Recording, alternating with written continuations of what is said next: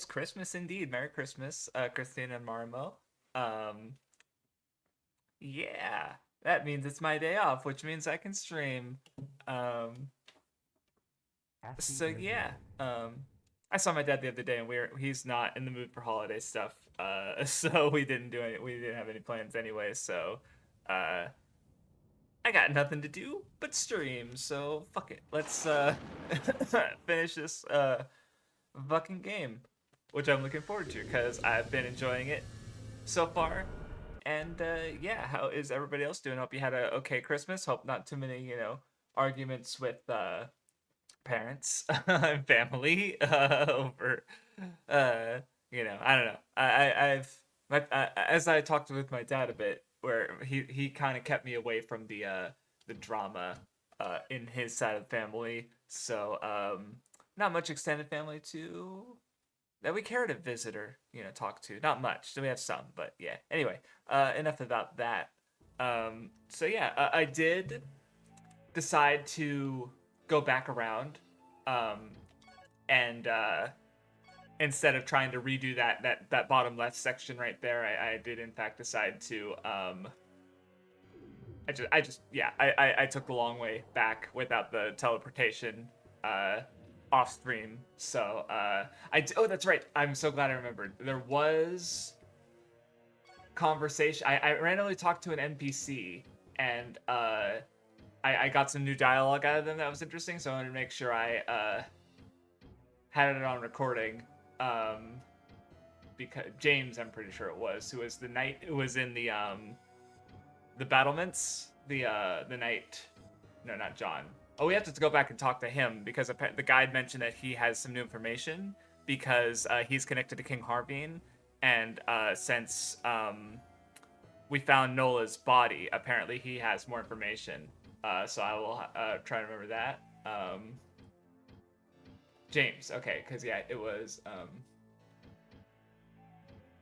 I'm trying to remember where he was. Yeah, the traps he mentioned.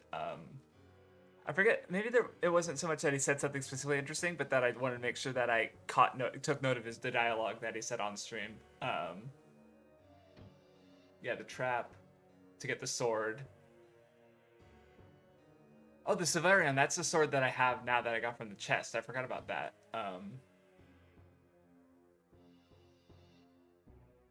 Okay, so Lord Veyrak from the village, Kaysen gave him the okay. Huh.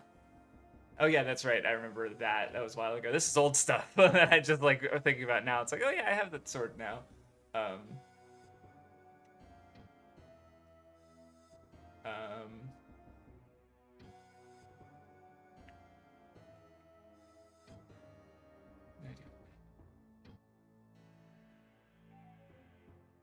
okay, I feel like yeah, this is the new stuff. Oh, social preserver. Oh no, never mind. Take it back.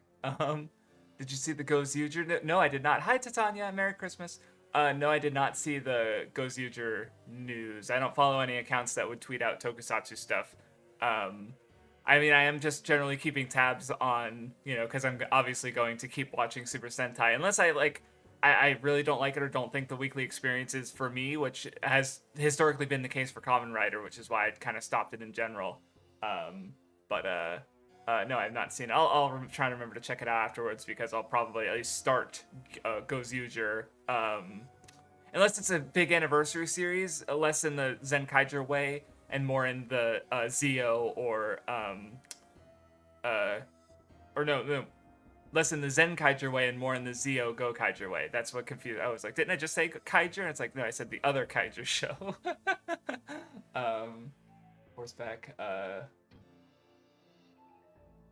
They have powerful weapons. Yeah, I picked up some of those.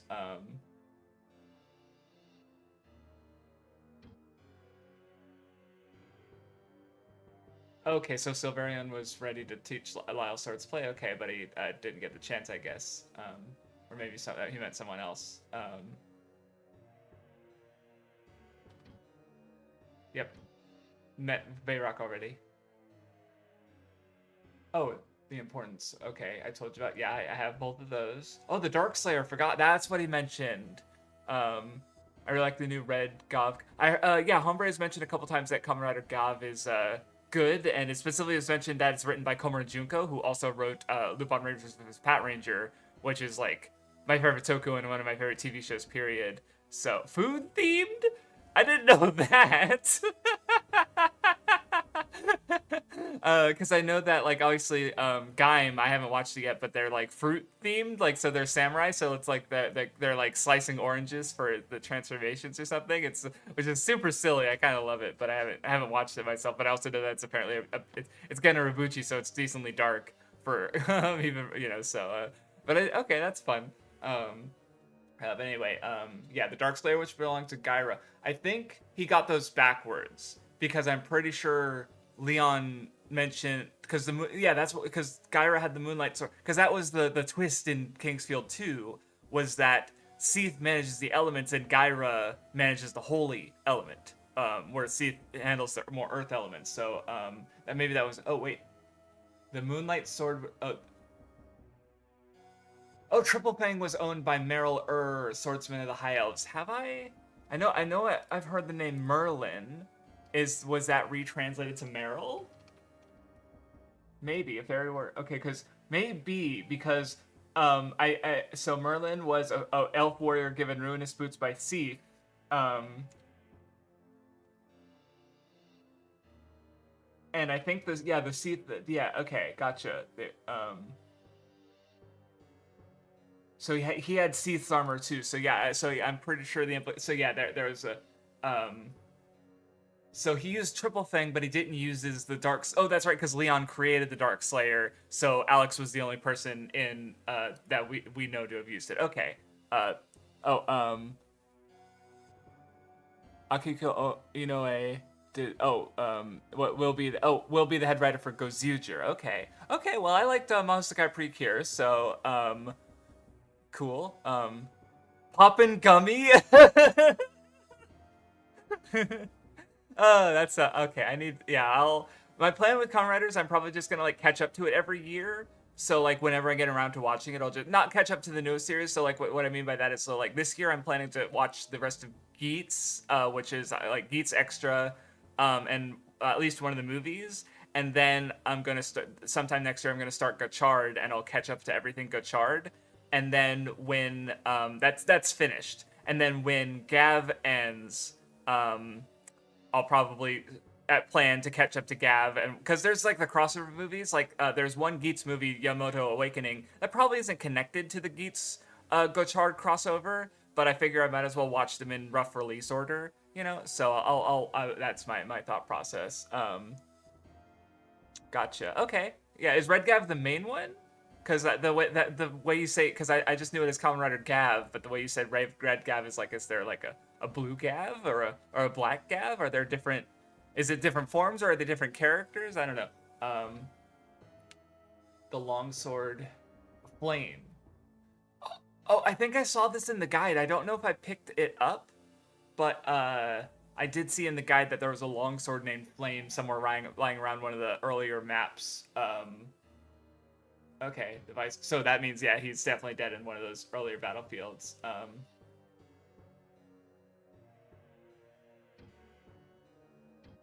Okay, well that was one I wanted to check before I forgot. So yeah, okay, now I can play the game again. That was more important than I thought, because I got Triple Fang.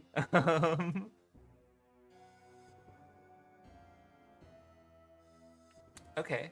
Red Gav is the main one. Oh, almost teleported away while reading chat. Thank you. But yeah. Yeah, I mean, I will say, like, if you like it, do consider watch it, because again, as I mentioned, Lupin Ranger versus Pat Ranger has the same head writer, Komuro Junko. So it's really good, I think, and definitely worth considering giving it a look. So yeah. Anyway, because yeah, I planned, because I'm still editing the 3-hour Mushoku Tensei discussion for next time, but today I'm just planning on just like vibing and checking out, just trying to finish some stuff that I need to finish, like One Piece Warship Island arc. I haven't done any Kamen Rider Geats today, but I did start Shinobi yesterday. Yeah, yesterday. I started it last night, so I only have 2 episodes of that left, and then once I finish Tycoon meets Shinobi and what's the other one? Kamen Rider Gazer. I think once I watch those, I will have you know, then I'll just have I'll finish Geats Extra, and then I'll watch the movie, and then I'll be quote unquote done with Geats for the moment. Oh yes, this is what I was here for. To put the funny demon key on the skeleton man or Aladdin. Oh, this could be a boss. I didn't think about that. Okay. Well, I mean, it's a boss if you're Zoro. And then yeah, I'm almost done with Teen Titans season 4 because oh, there, okay, it's letting me move because I have just enough time on my lunch break to come home and watch an episode of something, especially something in English, because then I can like turn it on before like while I'm preparing dinner and just hear, ooh. This looks like the regrow tree, the tree dragon or what, the tree that I respawned from. Okay. Do I talk? Do I interact with it? I almost said talk, but I mean maybe it's fucking. Oh yeah, I do talk with it. Maybe. Okay. The world of Valicia was. These are just straight up new. Okay, wait, no, Vlad isn't new. Okay, we just haven't heard. Wait, maybe we have heard. Okay, Silval was the prime god who made Elwyn, Elwyn rules over the ocean, Elfos over the sky, and Vlad of the earth. We've heard Vlad's name. Okay. Oh, and that's what Valencia, Vlad. Okay. Sorry, give me a second. I'll read chat in a section. Okay, so they returned, and Vlad remained. Okay, this is important lore. I'm sorry. Give me a second. Okay. Vlad. So yeah, Vlad 2. Okay, interesting how he's not like the prime creator deity, but he made the races at least. So that's why. Okay, that's why he's been coming up more often. Okay, so men. So men drove elves and dwarves into the remote places and then fought among themselves. Gotcha. Unfortunate. Oh, so Vlad is Seath and Gyra. Okay. So he create interest. So he create. So Vlad is both Seath and Gyra. Okay. Oh no, or he created them from himself. And okay, so yeah, he created like a god and a common enemy to try and guide the races of the world, but then that conflict in itself caused further problems. So okay, insustainability of conflict. Okay, something to, I don't know. All right.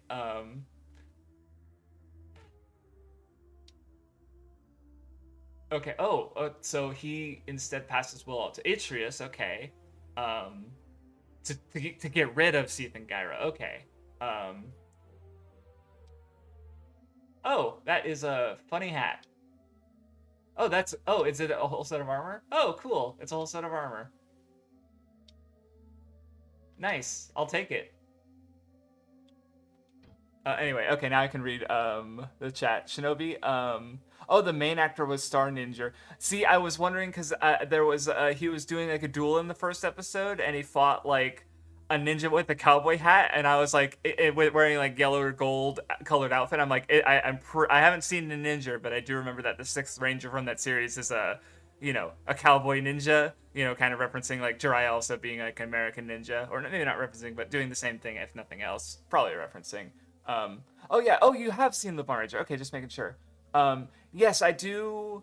Because I believe, yes, I remember seeing that because Starfire never got a season 2 of her own because the show was canceled, and season 2 was focused on Terra. Terra's good. It was really weird listening to that now after having seen so much Critical Role, because obviously it's like now I recognize her as being voiced by Ashley Johnson, and so I was like, oh, okay. But like I was thinking about how her character in Oh, Itria's shield. Okay. Oh wait, they equipped. It just okay. Didn't even give me a choice. I see how it is. Um. But yeah, no, it's yeah. Season 2 was probably I think my favorite. Maybe overall, I have to think because season 4. Okay, so I can just teleport out if I need to. Actually, do I need to be in here? No, I guess not because I need the Etria's key. That's what I need. So I'll try teleport. Hopefully I can just teleport back. Worst case scenario, because I want to go. So basically, I need to go back to the. Yeah, I think this is where am I? Oh, it teleported me right back. Cool. Oh yeah, just I bet if I turn around, there's just gonna be a wall, right? No, never mind. Oh, this opened maybe. Okay, maybe that was closed before and it was sealed, and so I finished stuff. So now I should be able to go out, get my Itria's key, be able to teleport again, and yeah. Cause yeah, I'd have to think, cause I do like. So for me, critical. Honestly, one of the biggest advantages is just having a lot of time. For me, what I've been doing to get through, like, because I'm almost done with campaign 1 after starting it a little over a year ago, and the reason I've been able to make so much progress is because I work a retail job, and I can just like, or listening to it like a podcast has been the best. Which is like, I think it's nice to be able to have the visual element in case like Sam will do gags where he'll like be wearing a shirt or he has his mug, not mug, or yeah, like in campaign 3 he had a because he was playing an automaton character, he had his water bottle was like a gas shaped like a gas tank, and he had like a chalkboard on it or something that he'd usually write gags or something on, so like he'll just pull it out and then you'll have people reacting to it, and but they don't necessarily make it accessible for people who aren't watching it. So it's nice to have that element available, but you can still get like 90% of the episodes just by listening to it. So what I'll do is like while stocking shelves or even while dealing with customers, because I'm not really like having engaging conversation with customer. I'm trying. Where the fuck did the Atria's key was? Oh right, it's to the yes over there. Um, so so like I could watch like 2 or even 3 yeah, and part of a third episodes in one day basically, and so I'm so that's as far as like the main series goes for the act. But I think the best like getting your feet wet I think is watching Legends of Vox Machina, is just because it's an adaptation of campaign 1, so it's like this is the easiest way to just it's also just like a good fantasy cartoon. Honestly, like I can just recommend it for that. Like I just recommend it just as a good fantasy cartoon. Like it's really good, and I definitely say it's in. I don't know what, like I don't really have a top list of favorite cartoons because I haven't seen that many, but it's I definitely I give it a 9 out of 10 by virtue, if that means anything. The Craft Dwarf 9 out of 10. This is what I was looking for. Okay.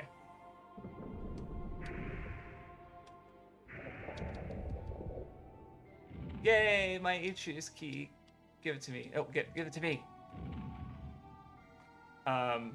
So that's my recommendation. And then yeah, because yeah, it's either. Oh wait, because could I have just done that from the beginning of just taking it out and still being able to use the gates, and or is this like this because I have the armor? I don't know. I'm just gonna pretend. Okay, so. Oh, I can't use it here. Rude. I kind of want to leave, to be honest. So yeah, that's my advice, is just like, yeah, have like some ways that I was getting. Oh, wow, my shit recovers so fast. Look at that, because like I run and then boom, like holy shit, that's amazing. Okay, now can I use it? Yes. Okay. So yeah, like other ways that I've done it is like, or it's like, so some game I've like playing games that are like low, engagement in the sense of like needing you to be focused on, like Mario Precross I was playing on the Super Nintendo version for a while, or Pokemon, like obviously it's doing just as simple, just like just stuff like, I don't know. Monster Hunter was another one that I used to not specifically Critical Role, but like have it as a thing while I was doing other stuff in the background, kinda. So yeah, that's my advice, because it is really long. But then if you don't care for it, because like I guess knowing the rules of D&D can also help. But I know you do D&D, so like why am I saying that? That's not a problem for you. I was just thinking more generally. It's like, oh yeah, no, that's not a problem for you. Uh, and I don't know. See, what the problem with campaign 1 is that okay, I thought I left some promise with you, but you don't. Okay, so what's next? Because it's like honestly, like with me with campaign 1, it took me because like I started with campaign 3, and so 3 kind of starts you in like they're referencing back to older stuff. Like I didn't even know who Delilah Briarwood was, even though like she's the warlock patron to one of the characters, and she's she's oh, that's right, I was gonna go back to the Path of Poison. So that is and so yeah, she's like really important, but it's like, oh, I can also refill my crystal flasks. But yeah, I didn't know, and I still really enjoyed campaign 3, but by the time I got around to campaign 1, as I was in, because I really feel that like just not even just like with quote unquote playing D&D, like that's probably one of the aspects of Critical Role that matters the least to me, but like they just got so much better. This is the wrong place I'm trying to go. They just got really much better with like the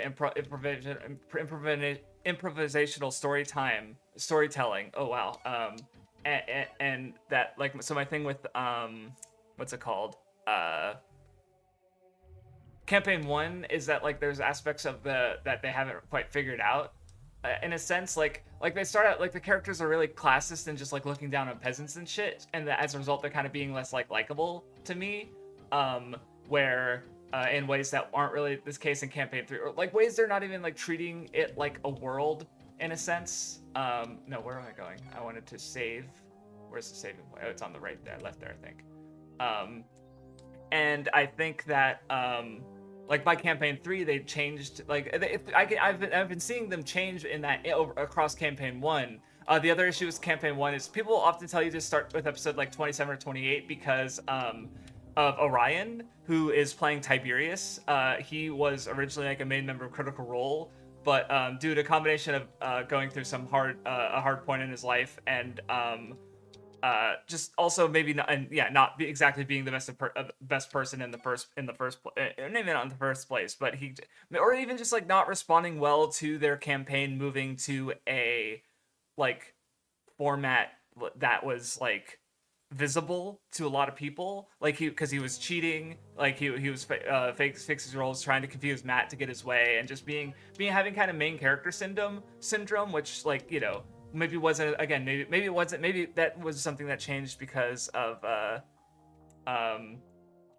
Critical Role moving to its digital format. But it's kind of rough to get those episodes, especially like the last one that he's on, because he is just such a drag of a player, I guess. And it's like they'll do shopping episodes in campaign 3, but like Travis, like I just got Travis came to really dislike them because Orion spent like one whole episode doing shopping, and it wasn't like, I don't know, that they hadn't quite figured out, or he wasn't, him just being the way he was. It was a mess, basically, right? It's like, so yeah, it's like, so with that in mind, like Legend of Vox Machina is a good way to get into Critical Role campaign 1, and if you really have the time to go through everything, and by everything I mean like 300 3 to 4 hour episodes, then it's like, yeah, just watch campaign 1. But if you find it difficult, I would actually recommend starting from campaign 2, even though I haven't seen it, because campaign 2 is meant to be more standalone, like how I explained it was, or how I saw, like what I gathered from just more here. Oh no, how they explained it was, after they finished campaign 1, it had gotten so, like, it blew up, right? Like they were like, during the campaign 1, they're talking about D&D manual players handbooks being out of print, and or not being hard to find because they're going out of, like, they're being sold out of Amazon because, like, either they were part of, or they Stranger Things also might be credit to it, but just making D&D more popular, and so when campaign 2 started, they had this mutual desire to like not ride on their coattails in a sense, and they wanted to tell a story that was very disconnected from campaign 1, but even though it was in the same setting. And with campaign 3, because they were also working on Legend of Vox Machina, they basically decided that like they felt differently by then, because like, you know, campaign 2 went on for even longer and continued to be successful. With campaign 3, instead had feelings of like going back to campaign 1, and as a result, it's been this big crossover thing. Like they're in the climax right now, and like they've been playing all of their player characters from across their campaigns. So like they like sometimes at the same time. Like one of the best episodes lately was literally just had like the Mighty Nine from campaign 2 and Bell's Hells from campaign 3 just like going to the same place together. And so like they were each playing both of their characters at the same time, and because Matt is used to playing multiple characters, but you know, that's how I described it. It was like them getting a taste of what Matt has to do when he's playing like 2 to a half a dozen characters in the same scene, and then now they have to play 2 characters each. And like they're like fucking Liam doing a whole conversation between Orem and Caleb of just like, you know, just stuff like playing with dynamics. Like it was really fun, and it was really good. But so yeah, that's why I say start with campaign 2 if you can't get through campaign 1, because campaign 2 is more standalone, where campaign 3 is building off campaign 1. So I feel like yeah. So anyway, let me read chat. I've just been going on a thing. Teen Titans Go has more interesting. Okay.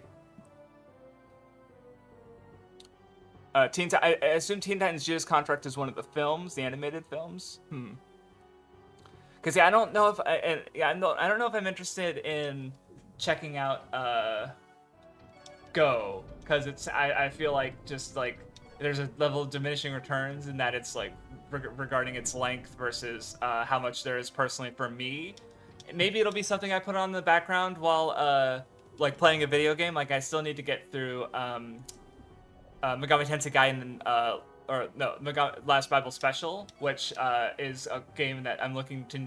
It looks like I'm gonna need to grind a lot for. You know, but it's like I could also like, you know, I have other stuff like Critical Role that I could put on in the background, you know. So like when I finish Critical Role, like because my plan right now is, because I'm almost done with campaign 1, so I'm probably gonna start campaign 2. And then after I finish campaign 2, by then campaign 3 will probably over. So I'm probably gonna rewatch it. Oh, I went the wrong way. Wait, hold on. Yeah, there was a secret door I missed. So I'll probably rewatch campaign 3, and God knows how far, because I won't think about rewatching campaign 4 until it's over. I don't know. Anyway, but at a certain point, I'll be. It's like, well, fuck, I need to go through all this stuff, like that's shorter stuff that I need to, you know, get through. So anyway,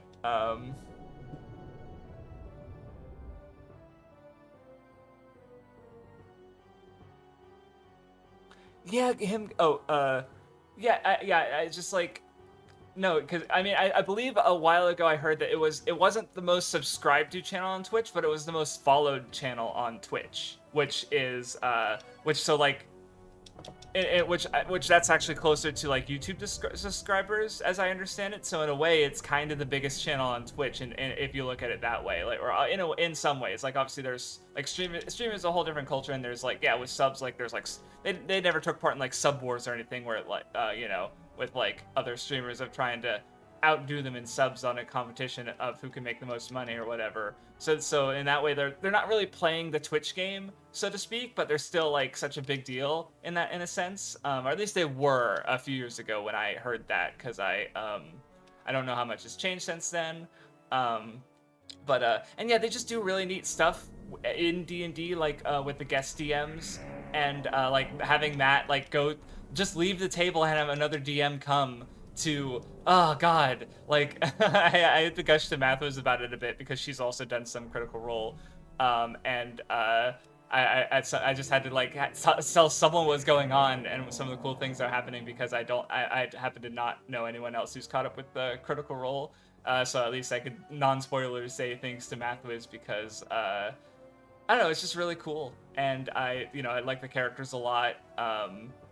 And I'm really excited to get to campaign 2, because I really like the Vox Machina characters, but like overall I definitely prefer Bell's Hells, and probably part of that is just because it's like, well, that was my introduction to Critical Role. But I tried watching Campaign 2 and ultimately didn't have the time because piece of armor that I don't need because I have like the best armor in the game, but I want to see what it is.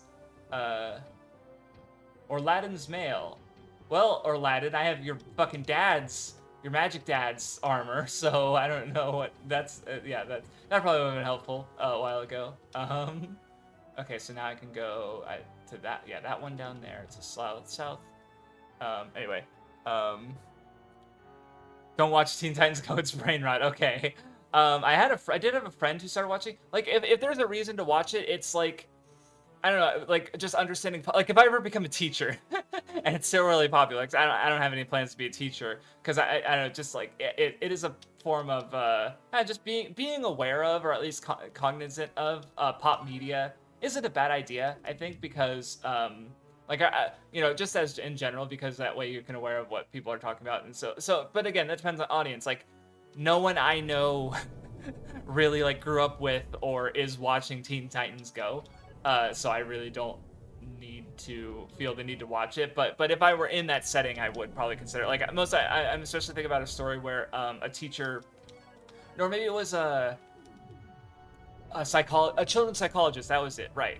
Because someone someone probably from a Christian family came to them with a child and probably on the spectrum in some capacity, and because they were drawing demons. And the psychologist looked at the pictures and they were like, these are Friday Night at Freddy's characters. And the kid was like, excited that they were understood, right? Because I guess they couldn't explain it very well enough to their parents for them to get that they were Friday Night at Freddy characters. But it's like, I don't know, I just think about that in regards to like if I was, you know, teaching, it probably wouldn't hurt to understand the kinds of things that like the kids are enjoying. Especially, I refuse to play Fortnite or watch Teen Titans Go. I'm gonna enjoy my adult media like Pretty Cure and Aikatsu. I'm gonna play Pokemon Generation 10 the moment it comes out. I need to change my spells. What's my lowest one? Earth. I'll start using Earth for a while because I just realized I really haven't. What is this? What are these spells? What? I mean, I guess I gotta try them, don't I? Ow. Oh yeah, I'm like immune to, Oh, whoa! That was fucking cool. That was cool. I just need to be very careful so they don't kill me. What's Vortec? Whoa! It's like a big waterfall. Owie! They cost. Yeah, they're not. They don't seem to be super useful. Maybe they'll be useful against what's his face? Dad, John Kingsfield.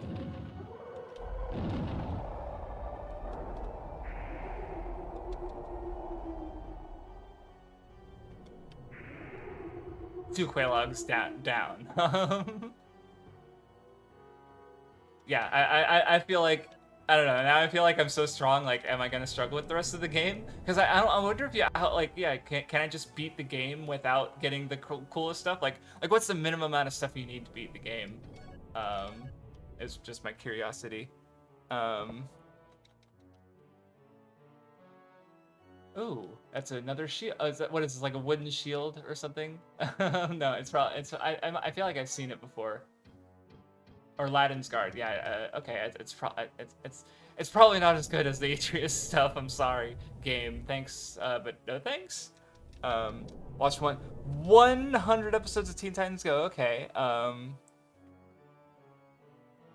of 1,000, yeah. Oh yeah.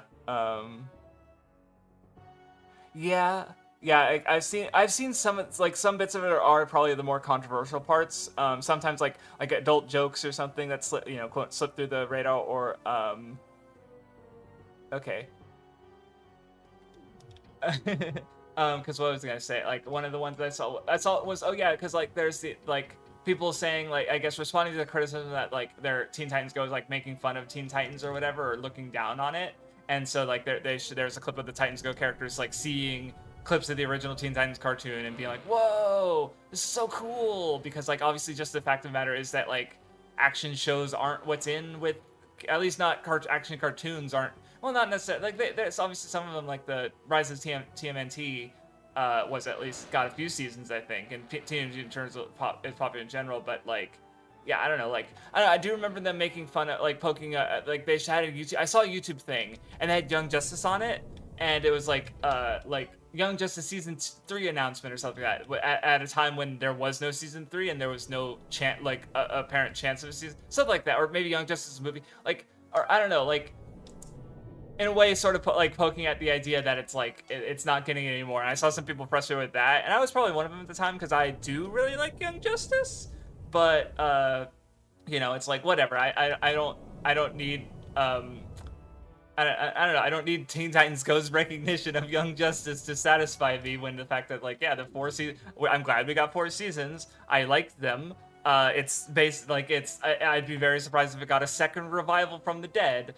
But the story's probably going to remain unfinished, even though I was like, looking forward to what it was building up. And honestly, what we got so far wasn't the worst ending. Like, there's been canceled shows that, like, Infinity Train felt way more unfinished. And that one was unfortunate, even though, like, what we got was really good.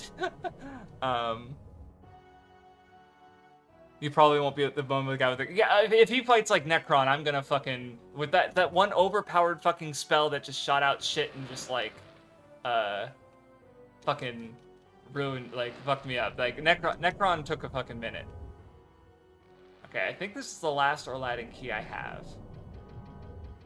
So if this doesn't give me, or if I need more Aladdin's keys, I'm fucked. But if not, then that means oh.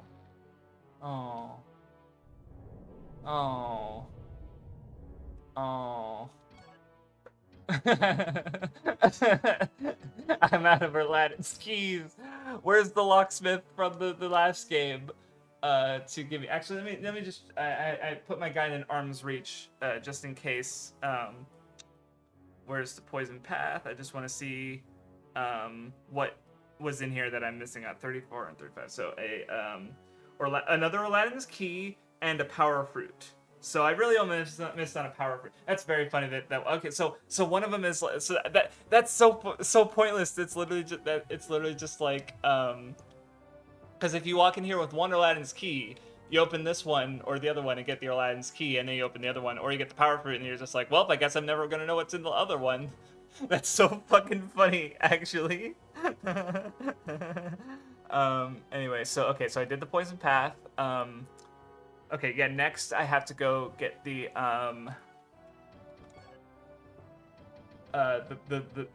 corridor key from oh, let me actually refill on my gold potions while we're at it. And then I have to go get the corridor key from the gravestone, because I did see on my map it's like, oh, that's how I get it, because I thought, oh, I guess I gotta go around somehow.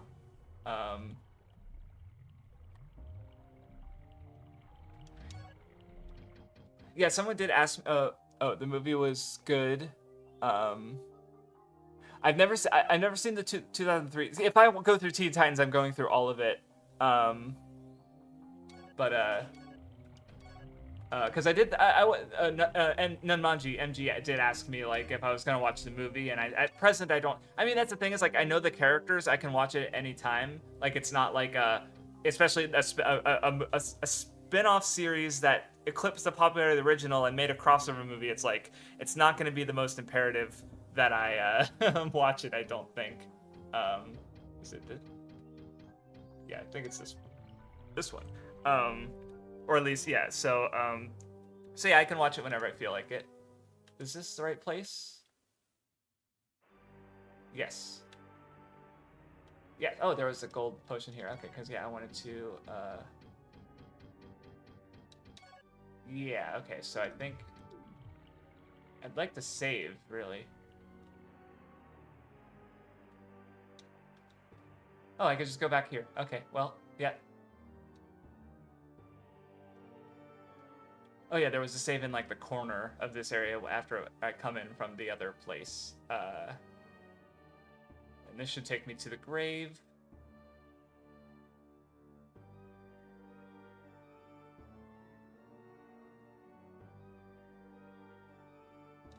Yes, big fancy grave. Oh. Oh, she's dead. Oh. It's what now that okay, now I really cuz so I was bouncing ideas cuz I was talking to a friend of mine who he mostly likes Dark Souls 3 and Elden Ring. He didn't really get into Dark Souls 1 and obviously not 2. And but he's also like more interested in the lore and mods, but also like especially those two games, and he was saying he might play the later FromSoft games alongside me. And maybe he'll help me with my Dark Souls 2 because that's going to be a whole ass thing. But I don't know. I was just thinking about that because I was talking with him about how like the translation is. I feel like when I learn better Japanese, I might go through these games again in Japanese and try because I especially am curious as to like the changes. Like because I was thinking about how with Yvette, it's like the way the game is yeah, she was dead the whole time. Yeah, so like because I'm just thinking about the way the game was so dismissive of her. Like the Truth Glass was like, oh, just pretend that you're interested to her sob story while you listen to her, and it's like, oh, Sal in the castle, he must really, he really wants to get out and eat a nice steak or something, and then also I guess meet his fiancee, Yvette. But it's like she's a ghost. She's been dead for probably years, mourning the husband she never saw. Like that's just kind of like, was this FromSoft or was this as Key Entertainment or whoever translated to English, right? Adding things because like obviously like it's a localization. I imagine not everything could be translated accurately, right, or perfectly, and that's just the inevitable fate of translation. But I'm especially curious as if there's meaning or something like that, something lost in that or changed in that way that really affects how you read it, because that's like the Truth Glass. I feel like because the idea of the Truth Glass is that it's like it's a magic artifact that just tells you something true about like a location or place. So if God is just being really fucking like dismissive towards this like grieving widow or would be grieving fiance wife or whatever, and it's like I don't know, just seems a little I'm not sure because they might have also added the joke last time about the King Harveen getting a puppy from Aladdin, and the puppy turning out to actually be a dragon that burnt down half the castle, making Harveen swear to never get another dog. Like that's funny. That made me laugh, right? Maybe it's not the most representative of Aladdin or King Harveen. Maybe it is, or maybe they're just being completely faithful, and it is FromSoft just being, making choices that I don't really agree with, right? But I don't know until I learn Japanese or look into the original script myself, so I don't know. I might just do like the did I fully explore this area? Maybe? No, there's my point being is that I might like if I do my Kingsfield lore video, I'll probably do like one, and then maybe I'll revisit it when I understand Japanese better and replay the games in Japanese just to sort of compare translations, just because like just by the time period that it was localized in, it makes sense that there's just different aims and goals, and people have been even there's levels of criticism towards even the more recent translations, right? Like Sekiro, I was considering I might play with a translation patch because I know that it exists, where it's supposed to be a translation patch that changes some things that are believed to be inaccuracies. And I remember some people being critical of like I think the Ronnie ending in Elden Ring, people say is like it's meant to be more neutral than the translation will have you I guess, where the current translation has it as seeming more positive or like a good ending, which obviously isn't necessarily FromSoft's thing. But anyway, Raven is running a bookshop with Trigon? What? Okay. Okay. Another grave. Buried in the dark. Hey! I'm not dead! Excuse you. Wait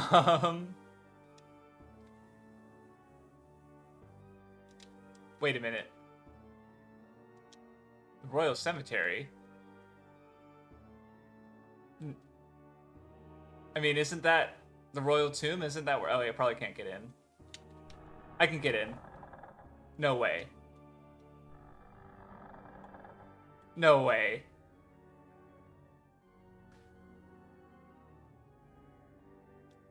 Oh my fuck! No way.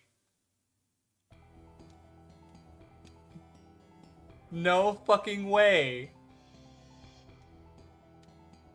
No, those fucking bastards.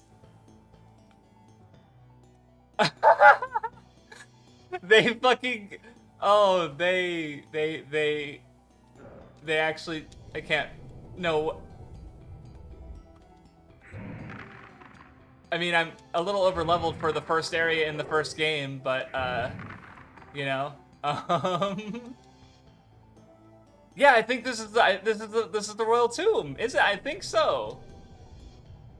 Because it seems very like just straight up like are these the same textures too?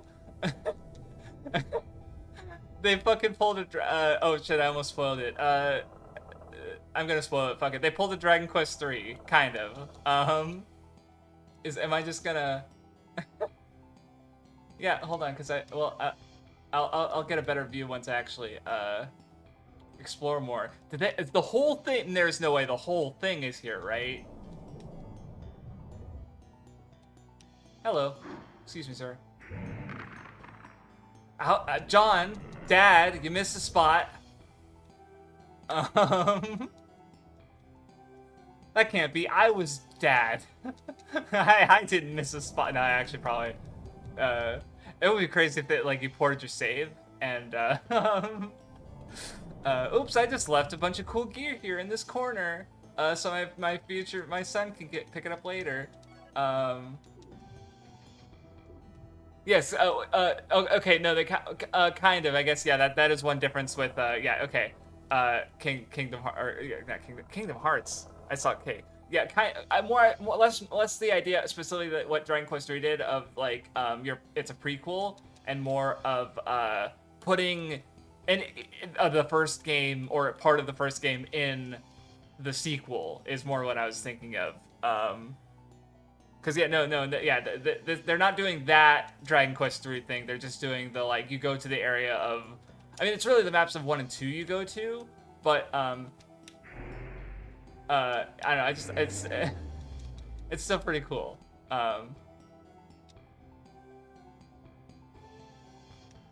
Do I still have an Earth spell equipped? Yeah.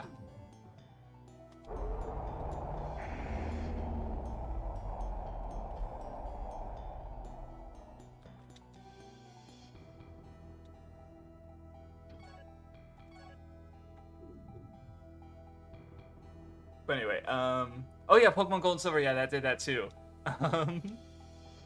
For some reason, that one didn't come to mind first, even though that was my first exposure to it. Because, like, as a kid, that was like, oh, it's so cool. But then, yeah, see, honestly, that's, I guess, like, I remember when I did the Pokemon podcast with Nun, one of my takeaways, especially having played Dragon Quest before Pokemon, was just how, like, because one thing I'd been annoyed at with, like obviously, like, to use Surf, you can't just, like, press A against the water in Red and Blue. You have to, like, go into your menu and actually use Surf. And then playing Dragon Quest, where it's like you can't even open a door without going into a menu. It's like, oh, you know, yeah, that makes sense. Like I don't know, playing Dragon Quest and better understanding Pokemon's lineage made a lot of sense. But now, especially like thinking back and like now having played Dragon Quest 3 and yeah, thinking about Pokemon Gold, that like if I had played Pokemon as an adult and it wasn't like one of my first games ever, my mind would not have been as blown. Yeah, these are not the same textures as Kingsfield 1, I'm pretty sure.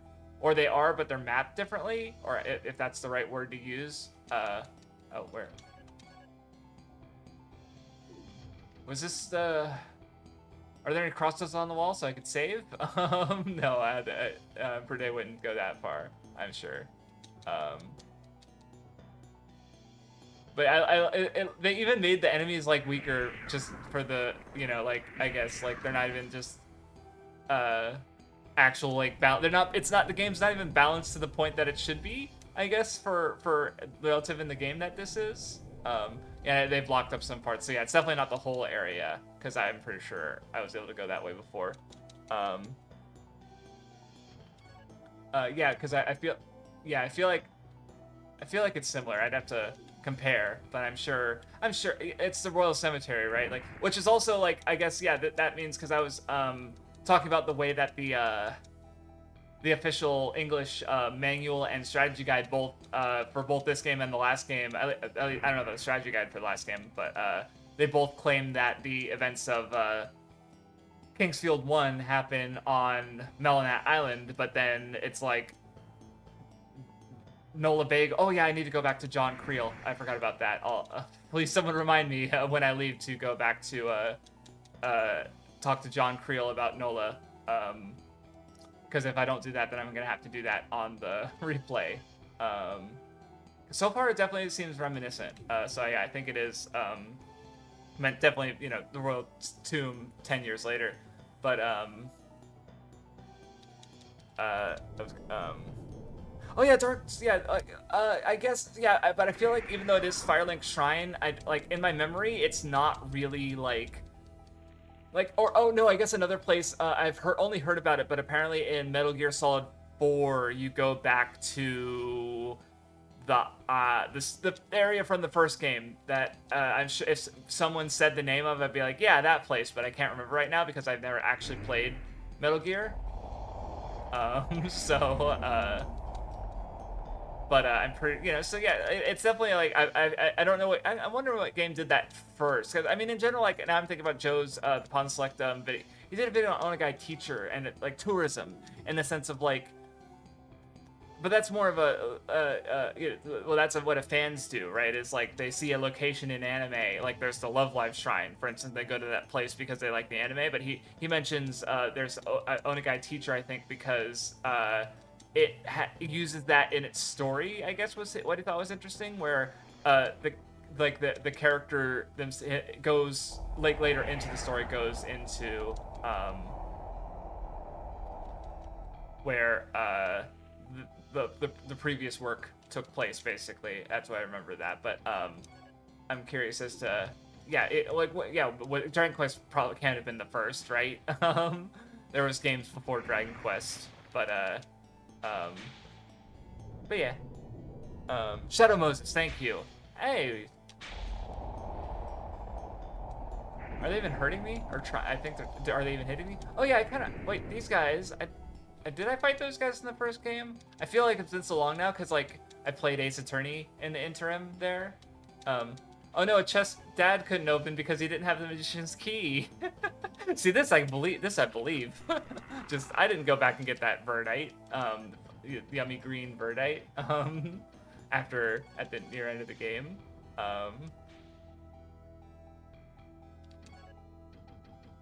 What am I supposed to do with this, actually? I forgot I had this. I found it last time.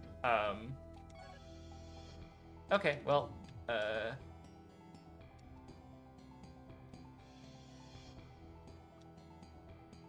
oh, that's right, acid reuses. That makes sense. Yeah. I was just trying to remember, like, more like what's its. Like, I'm just curious about like, yeah, what games have done it. Because you know, obviously I'm coming up with examples as I think of, but but yeah, that does make sense.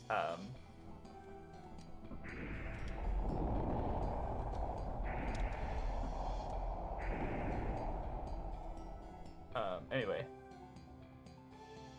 you have a dream about it in game? Okay.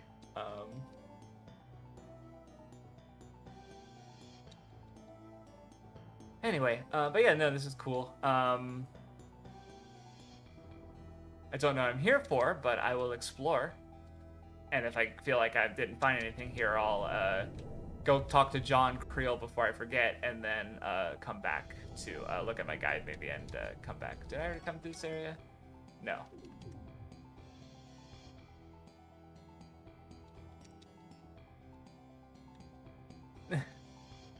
Thank you. I saw Tanya's note about John Creel. She's like, maybe you were there when I found Nola's body last time, but I was just like I appreciate it, even though you probably don't even know the characters super well. Like I definitely haven't seen. What is that? Holy shit! Excuse me, sir. Is that? Wait, That... Hold on. Ah! Owie. Oh, that did, like, no damage. I'm freaking out for nothing. Oh, I can find out who it is. Meryl... Oh, it's Meryl Okay, so it's Seath's... Okay. So it's a knight devoted to... Yeah, I'm using his weapon, the Triple Fang. So he was arrived as undead and is now seeking Gyra's will?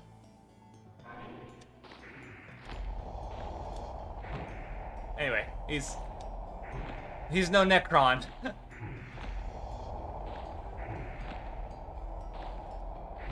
And I guess he got that because Alex had most of that armor, because that looks like the Ruinous armor and the Seath's armor from that Alex had. What was that? Go away, Windows Defender. I'm fucking streaming. You don't need to make weird noises. Oh, cool. This is Darkslayer?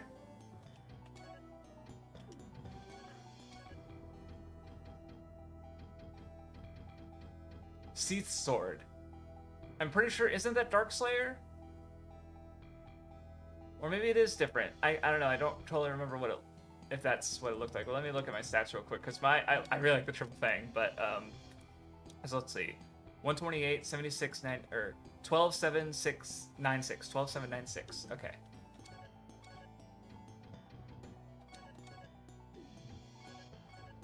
Ooh! Okay, so no holy magic, no elemental. I don't know if it's better than the Triple Fang. So I think I'll stick to the Triple Fang. And also I see a magic circle there. Do I go down it? I can, yeah, I'll come, what if I can't come back? I should be able to come back. This isn't the final boss. Oh, and I didn't know you, okay, because I only played the first area of Borderlands 2. Oh, wait. Oh, I recognize this. Yeah, this is the final area of, this is floor 5.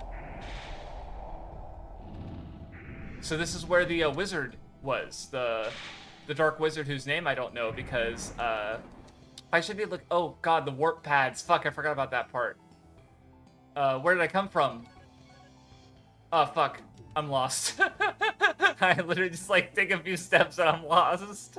But I was gonna, oh, that guy's bigger. Oh, I didn't realize the other ones were small. But I want to find out what they are. Rested Knights?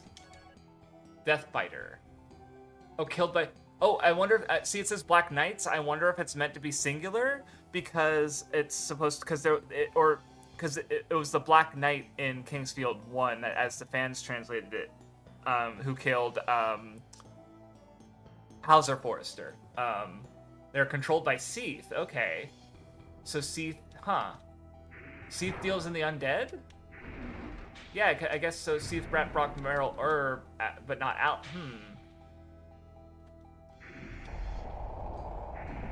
Interesting.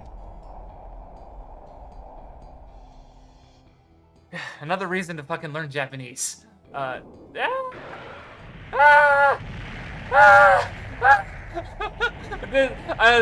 just as deadly in this game.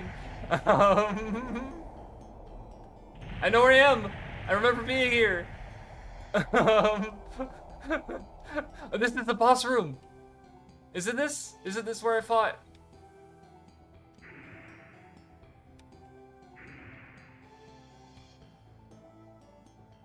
Yeah, this is the fucking final boss room.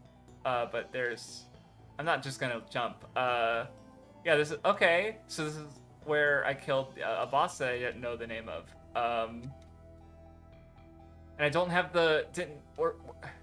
do I have to? Because the other game had invisible bridges. But I don't know if this game has invisible bridges. I'm afraid.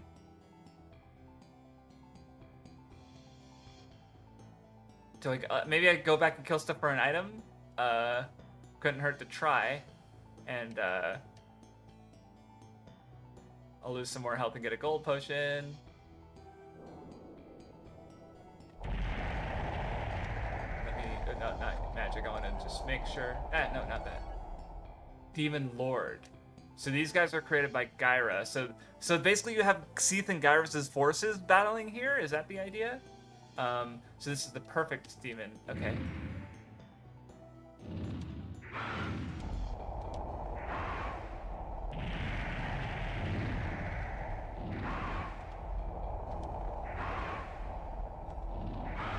Yeah, definitely keeping with. No, actually, wait. If they're Gyra's guys, then that means that they're probably. I would think.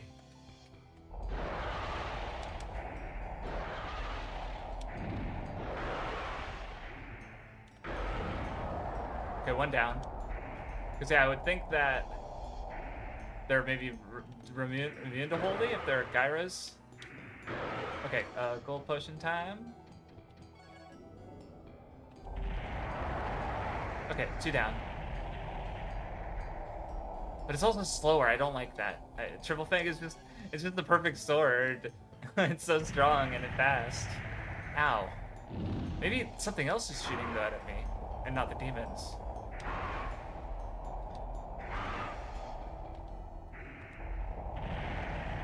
That's what I wanted. Earth magic up.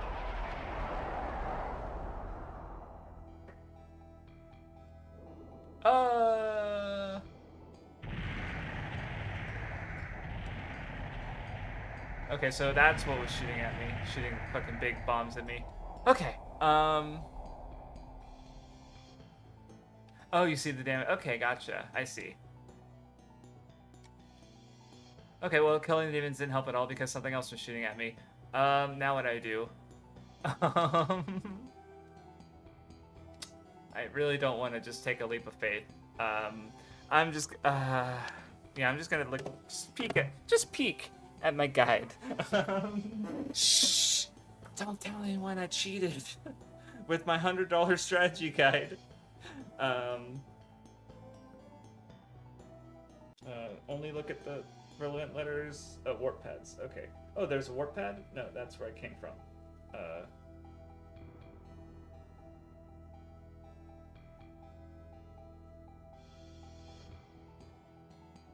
Oh, okay. There's something else I have to do.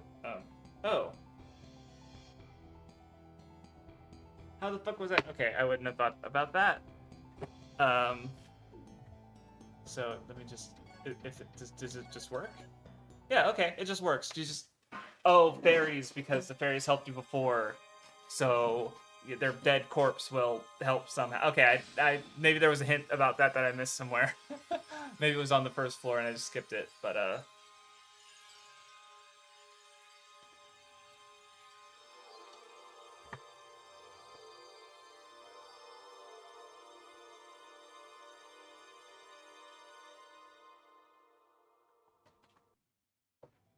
okie dokie.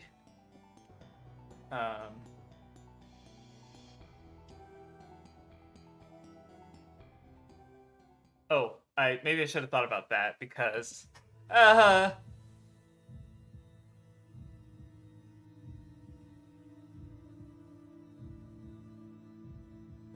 yeah, because the antagonist of the first game was oh,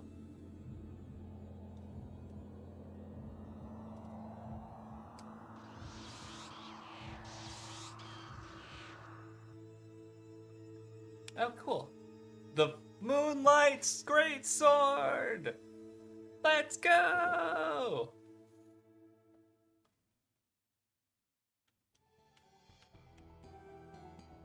Thanks, Gyra.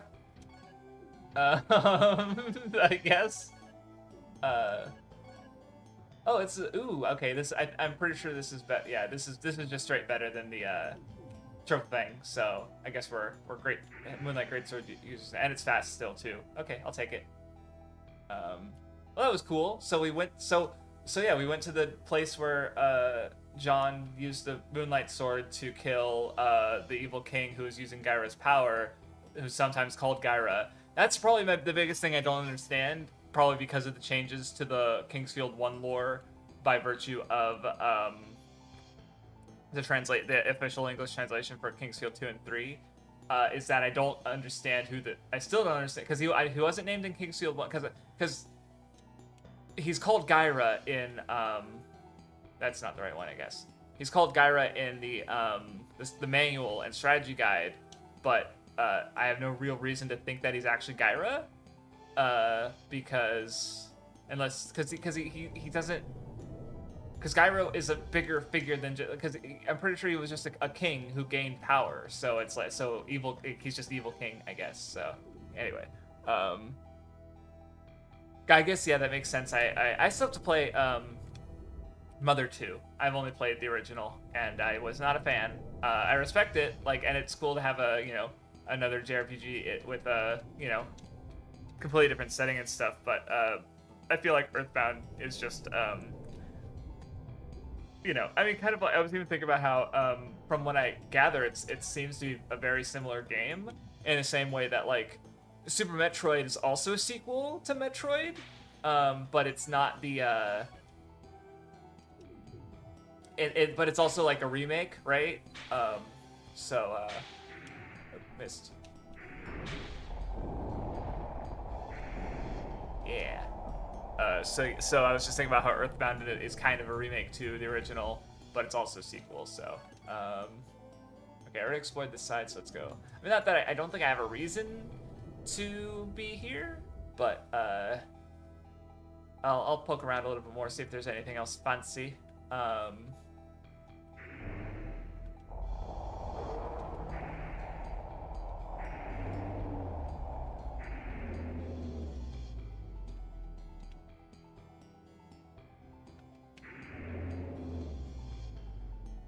Do I still have yeah, Earth Magic's still my lowest, so I'll keep using Earth Magic. Okay, yeah, I know Mother 3 is the one that everybody loves, and it's probably my biggest motivation to keep playing, because I did try Mother 3 back in high school. I used to be more competitive about stuff, because I remember I had a friend who also said he was going to play Mother 3, and so we agreed to play it and like talk about it as we played the game. I played it for a bit, but I didn't really understand the rhythm-based like combat, like timing your attacks with the music and stuff. And then I came back on Monday. He's like, "Oh yeah, I beat it already." In retrospect, he was a chronic liar, so he probably wasn't being truthful. But I never touched the game again. I have yet to touch the game yet. And that said, another reason I have to play it, I guess, especially Earthbound specifically, was because I have a video idea that I talked about on the Weeb Club. I'm pretty sure was the oh yeah, I think this was area. I feel like this seems familiar. Okay, I did not go through that door. Because but basically I was talking because I had the idea to do a video. I recognize this place. This is where Jude Cross was. Not Jude Cross. He was the cleric, the priest who had the save point there. So yeah. But I was gonna say because I remember reading 20th Century Boys around this, close enough in proximity, rereading it rather, to close enough in proximity to playing Pokemon Generations 1 and 2, where I did my Pokemon podcast with Nunn, and we had a really good session. I remember one of the things I walked away with was how they're very similar in that regards. Well, they're approaching the same time period of the 70s with different, levels of nostalgia. But 20th Century Boys in particular is more critical. And I was thinking about because around the same time I was also reading Saint Seiya on the Nen show, and I remember the way that the Sixth Sense is just casually mentioned as it being a real thing, even though the manga doesn't explain it at all. And I think that only really becomes I was just thinking about because I forgot. I feel like there's a piece I'm missing from my memory, but just the idea of the way that the 70s kind of inspired a lot of hope in that you have we have America reaching the moon, and it's that means space travel is possible, and colonizing other planets and stuff. And then you have I especially want to research the history of fake psychics and stuff, because Pokemon uses psychics and psychic powers as one of its core types.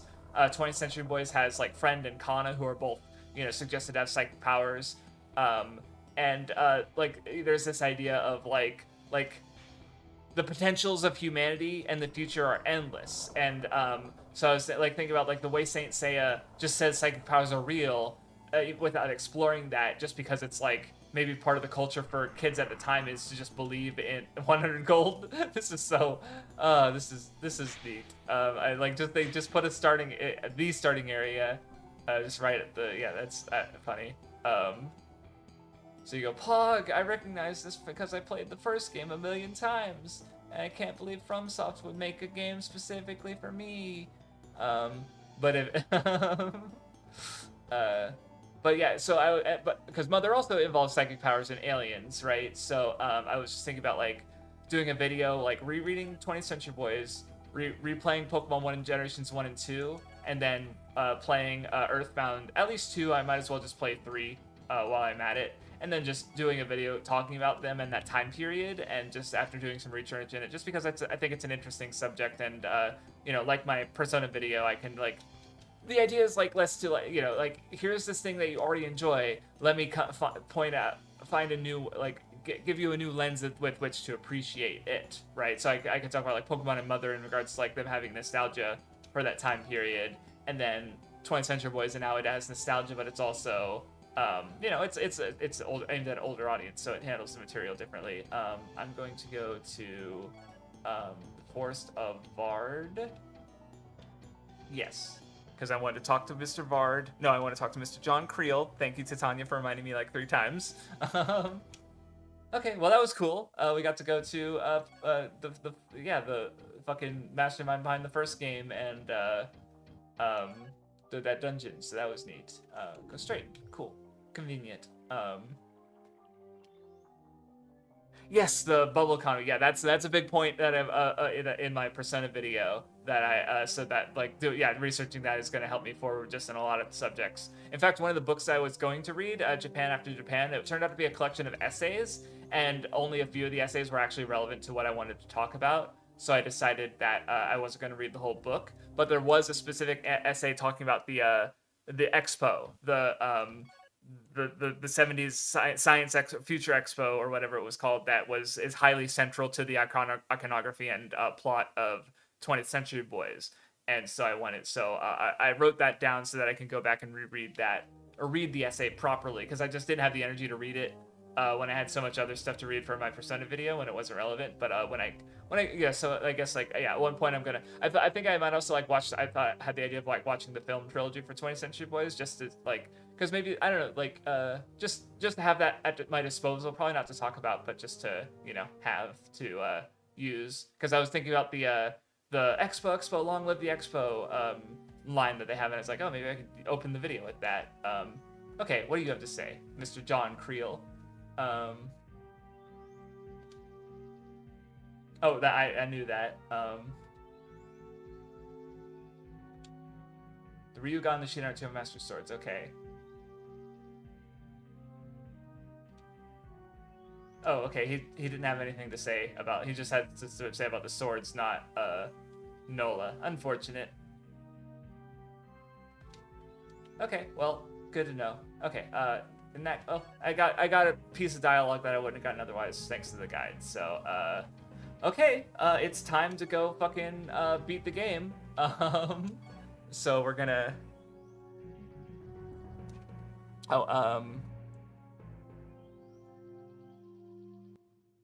Yeah, no, yeah, solo leveling is also, I mean, I finished it, so I can't totally say it's not for me, but I'm a completionist. I didn't dislike it, but it's definitely like, I could not get anything particularly deeper out of the conflicts or action. A little bit in the epilogue, because there was like a passing of the torch thing, but like, not really that much. It very much is just like, oh cool, number go up, guy fight bigger guy, and the threats just get so over the top. It's like, yeah, I see the appeal. It's kind of fun for that, but it's definitely not if you want something a little bit more interesting or compelling, right? So yeah. All right, so we'll save, go into the palace. Only an hour in, so yeah, I was thinking this was, I was prepared for this to be like a 4-hour stream. Like maybe I'd take like an intermission, a 10-minute break. But we're breezing through. Like all I have left to do is to do the last floors of the castle and kill Dad. Kill Daddy John and figure out what it. I hope we get at least a little bit of. I could use the truth glass. I just need to remember to use the truth glass on enemies or important looking MP, stuff. So Yeah, that's I don't think that's wrong. I didn't watch it. I've only read it, but I'm sure the anime is just straightforward adaptation. So at least of what because there's obviously like way more to the to be adapted. I'm sure because because I like the way it kind of just it doesn't just because I'm yeah the way yeah you've read the manga you've there's no spoiling it necessarily, but and it's not, I feel like it doesn't really matter to spoil it, so to speak, because it's like, oh yeah, he's gonna get stronger and he's gonna fight higher opponents. But like I don't know, I do like the way that it introduces like the rank system at first, but then even those ranks come to not matter. Like he's already like S class level like very early into the story, and he's already and then the story just keeps going and the threats keep on getting bigger to the point that like they go beyond the scope of the world and into like I don't know, it was just like it was kind of neat seeing it just go further and further beyond. But yeah, not a series that it really sticks with, yeah. For sure. Unless yeah you do like that kind of like power scaling and feats, which is totally fair, and a lot of people do like that. I think that's why it is popular, because people like that aspect of stories. I'll have to remember that because some of my friends at work, or not friends, some of my coworkers were because I have so my brother gave 5 Christmases ago or so, he gave me a Dragon Ball hoodie that has like young Goku on the back, and Saiyan and Katakana.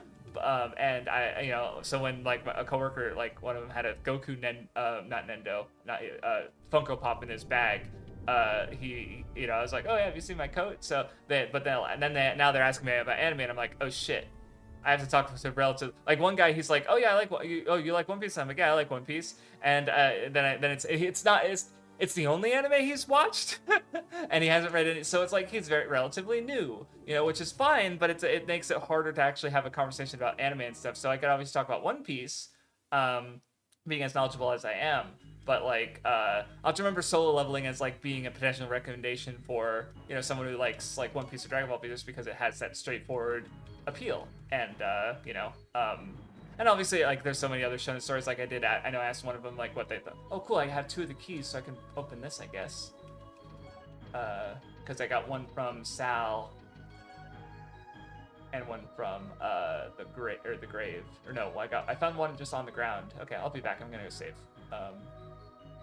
So yeah, I just need to because I don't know. It's like there's a level of like not again. I don't want to. I'm very much like not trying to be an elitist with them, but it's like one of them asks like what anime are you watching lately? And it's like, how do I just say it's like, yeah, I'm watching Kabukicho Magi Lumiere and Aqua Trip and Sword Online Alternative Gun Gale Online Season 2. And it's like none of them are. I don't like Aqua Trip's kind of funny. The other 2 I don't really care for that. Like, how do I just say it's like, yeah, I'm watching 3 shows that you've maybe heard of SAO, but then I'd be very surprised if they heard of Aqua Trip or Magi Lumiere, which aren't the most like, as I understand it, the most talked about or popular shows of the season. Like I only watch them because I realized like as a magical girl. I'm going to go back and make sure I explored the bottom floor all the way first, because I thought I did, but I just want to double check. No, yeah, I think once you get like what it's going for, it's like it's not really gonna surprise you too much, I think. So yeah, but it's like, and then when it's like, well, what's my favorite anime? It's like, oh, Hidamari Sky. I don't know. It's just like feel awkward about just like especially because then like, if like maybe. I don't know. It's just feel. I just don't do it enough. Cause like relatively like my I do have friends who are closer to normie, like one of my former coworkers who just hit me up about reading One Piece. But so even though I know what he likes, he's like, to his friends, he's the guy who reads a lot of manga, but he's told them it's like no I know I don't, but because he knows me and he knows I read a lot of manga, so he knows and more with a fair amount of variety too. So but yeah, I don't know how that's gonna go, but I'll just if they want to talk about it, I don't want to shirk from avoid talking about it because they don't. Okay, yeah, I did. I seem to. Maybe let me double check my map and make sure I didn't miss anything. Without spoiling myself.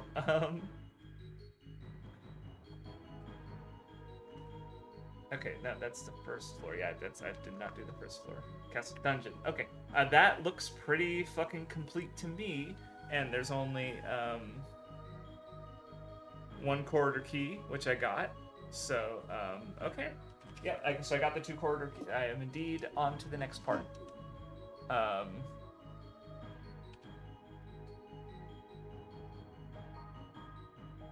Yeah.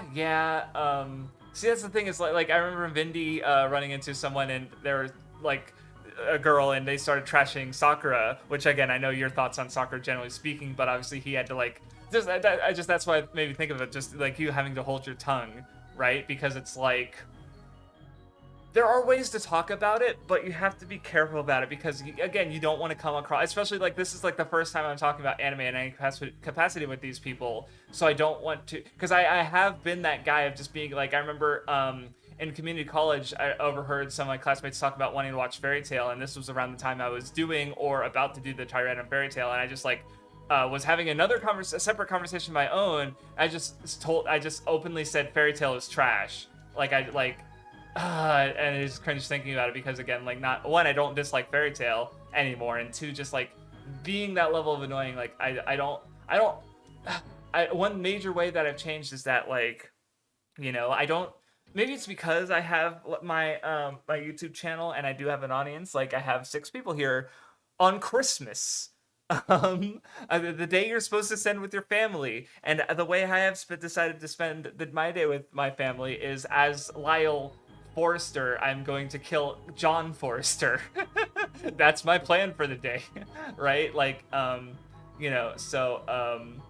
so like that, I just, there's level at which, because if you go all out, you can't just go out. You have to go Super Saiyan, then Super Saiyan 2, then Super Saiyan 3, and I don't want, again, not to condescend. I'd be curious if they have any interesting thoughts or, opinions, but I mean, that said, the one guy, who's only seen One Piece was asking me if like, do you think Luffy could beat Goku? Asked me like twice, even though I was the first thing I said was like, Goku, the scale of Dragon Ball is so different. Like Goku, like it's not really a contest. Like, what are you talking about? Like, I'd be curious as to why you think Luffy could beat Goku. I'm sorry, and it's not really what, and without getting into the fact that that's not really what interests me about these stories. But then that Soul of Living would be a should recommend to that guy because if he likes that aspect. Oh, missed. Well, I hit him, but he was dead, so it didn't matter.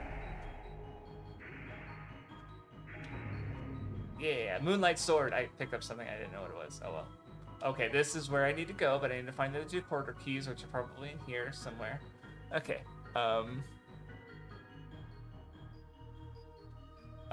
But yeah, it's like, yeah, you just need to be careful, because have these discussions, and then be in the right place to have those discussions, right? Oh,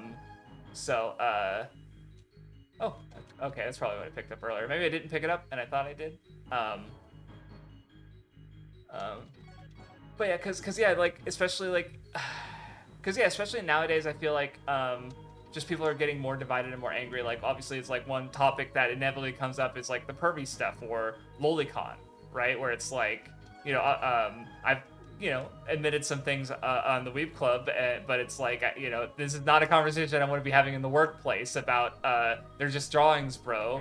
Because then some people, like, do not fucking care, and it's like, well, I'd recommend them watch Flesh Simulator and find what to care about, in regards to, like, actual predators who actually like fucking hurt people, and like which obviously content warning, be aware, but like, yeah, he a couple months ago he put out a video on like an hour-long documentary basically explaining the connections of like a snuff film ring in America that John Wayne Gacy was basically the fall guy for.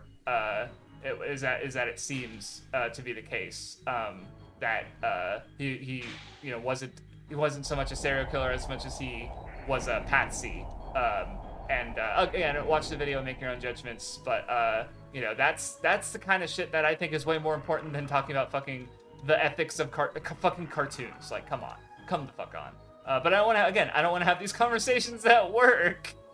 I'm here to fucking put shit on the shelves and walk away with a paycheck. I don't want to fucking So, you know, that's again. So yeah, like you know, because obviously we talk about One Piece. Well, Sanji's probably gonna come up. Okay, what's the thing about Sanji? Oh yeah, he's a pervert. Uh-oh. And then it's like, well, there's there's a different culture here, and it's like they have different opinions on things, and like I don't know. Ooh, hello, dragon guys. Ooh, what's up with you? Drago Newt.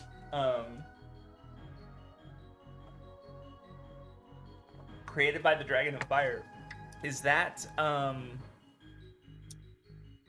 Thedek? Oh yeah, because Thedek. That's right. Thedek was one of Orladin's disciples, and I have a spell that turns it that is a dragon. So and he died creating a dragon and getting killed by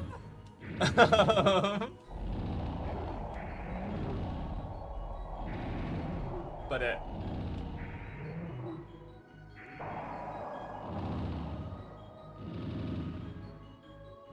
hey buddy. But anyway, sorry, let me Luffy, that's a good, you know what, that, his stomach can stretch, that's very fair, and, well, I think, honestly, because it's, like, it's emotionally impactful, but it does amuse me a bit, in Whole Cake Island, when Luffy,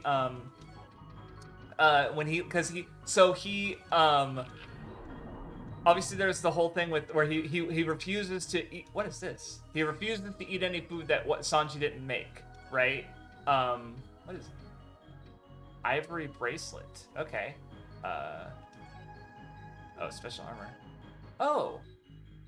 Wait. When could I do this? What? What? But it doesn't say what these do. What? When can I do that? What? Are you kidding me? Have I always been able to do this?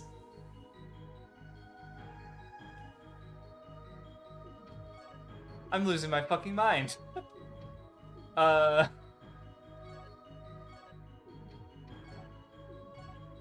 0. Oh, I can run without fatigue. I didn't fucking know. What? I'm losing my fucking mind. There's the fucking item descriptions. And I didn't know. Sorry, I was just seeing. And I guess there is an encumbrance, and when I equipped like all the ground all gloves, it pushed me over that, and I couldn't run anymore. Maybe.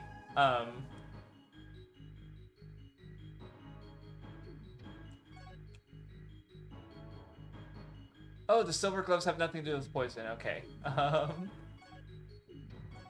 I guess they don't do anything special if they don't have any description. Oh, ooh, that's actually pretty good. Yeah, I didn't need this. Well, I guess I could have been using it against these dragons, but I'm not really worried, so. Sorry, just, Oh, cool. Okay, so the Aladdin armor makes it better if you want to cast a lot of spells. Okay, that's cool. Oh, that's a Feather of Seath. Okay, I didn't realize.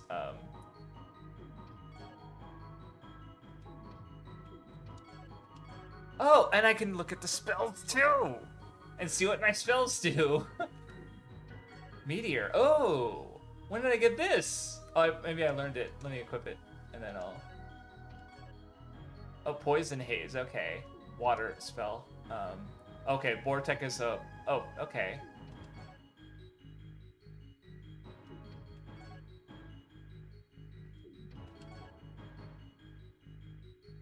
Oh, okay. Oh, Ice Dragon. Oh, I didn't use Freeze. I didn't realize it created an Ice Dragon. Okay. Oh. Interesting. I didn't see Whirlwind earlier. Oh, Lightning is a light. That makes sense. I would have assumed it was a.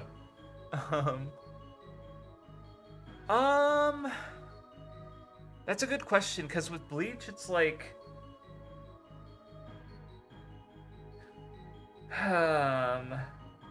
Part of me thinks that nowadays people would be a little bit more receptive to Bleach, you know, but then I also don't think that they necessarily would have came to, like, the really, like, I don't know, I think, I like to think that, but I really have no idea, because, you know, obviously it still gets a negative reputation to a degree even today, so, but, That's a good question. I hadn't thought about that. Because in general, like people have talked about like how like the big three came out today, they wouldn't have succeeded because that nowadays the you know it's different. The just like I remember people have been saying that series are faster nowadays. Like even One Piece is fast. Well, it's fast for arguably a different reason, but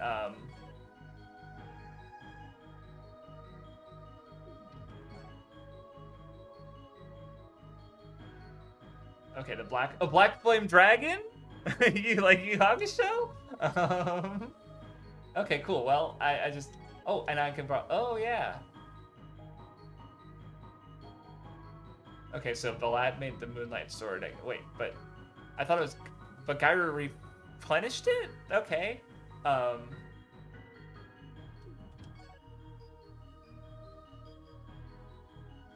it's the El Crispo takes your energy. I didn't realize that.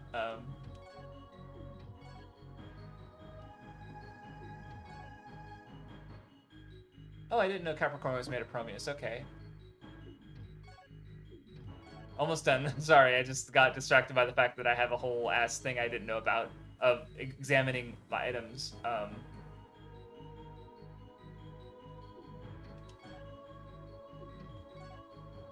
Oh, it's already at second stage. I didn't realize. Not that I'm gonna use it because I'm pretty sure Triple Fang is stronger. Can I look at? Oh, I'm gonna do that later. I can't. I'm just gonna reload the save after I'm done and look at all my items.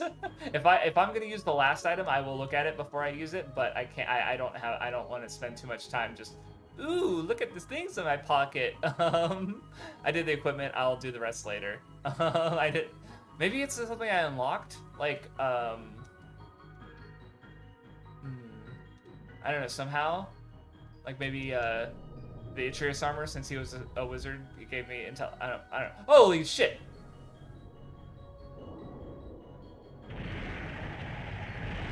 Oh my goodness. Let me try.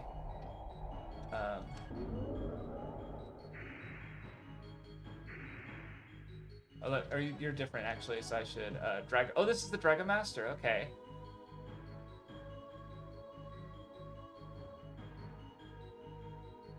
So apparently he's stronger than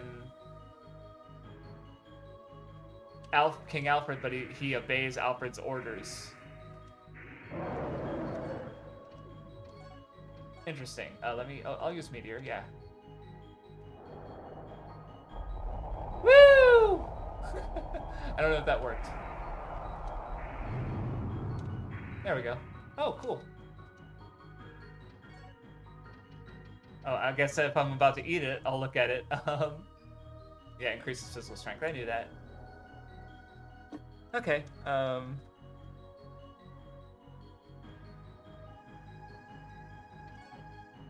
But anyway, okay, well that was something. I like how the game could just throw like recolored bigger enemy at you, but because it's at a scary, I'm like, ah, scary. Oh, you guys are back? Well, your Dragon Master's dead. So you're my friend now? Nope. Not my friend. Also, I thought I got hurt, but I noticed I didn't really need to heal, so. Oh well, more level up is nice. That was just, yeah, I definitely would have picked, I feel like I would have picked that up, so I don't know why it's on the ground. Anywho,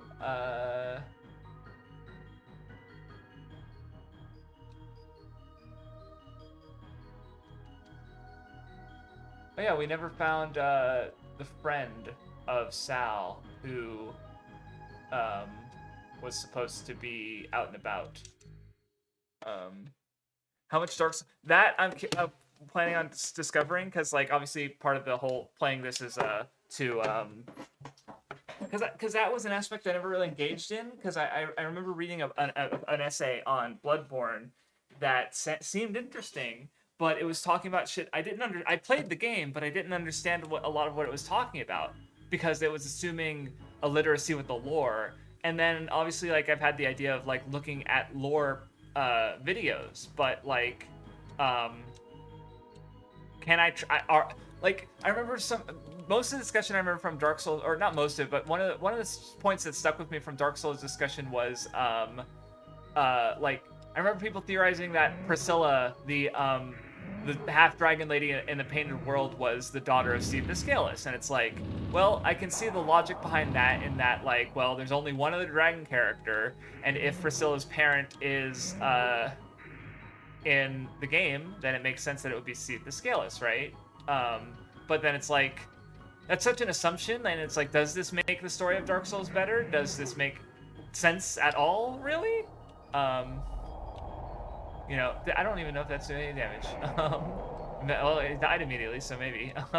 You know, and I just remember, or like, and maybe if I actually did watch lore videos, I would be like, yeah, I see how you're coming to those points. But, you know, me being me, I guess, is like, I want to, like, part of the reason I am completionist is because I don't really want to rely on other people. Like, I don't want to, like, you know, like, oh, I think I got hit with this slow from that goat enemy. But yeah, I want to understand things on my own terms, and I don't necessarily want to rely on other people's understand and outsource my opinion and understanding to other people.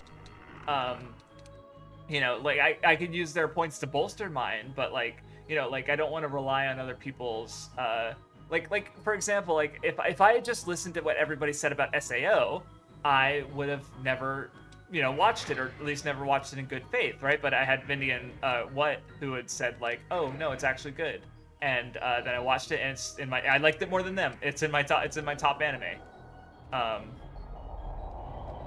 You know, so because I watched it and made my own judgment, and I made like 4 videos about it, right?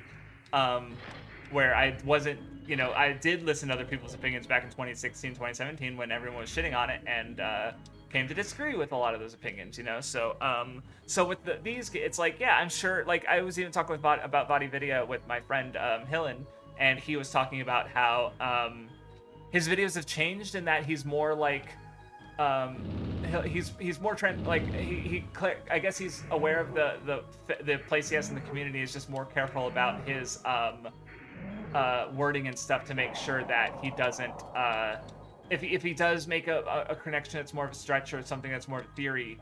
Oh, yep, Enstead. Okay, that's who I was wondering about. Oh, cool. He gave me the quarter key. Cool, so I just need one more. Oh no, dead body. Ooh, the key I'm looking for.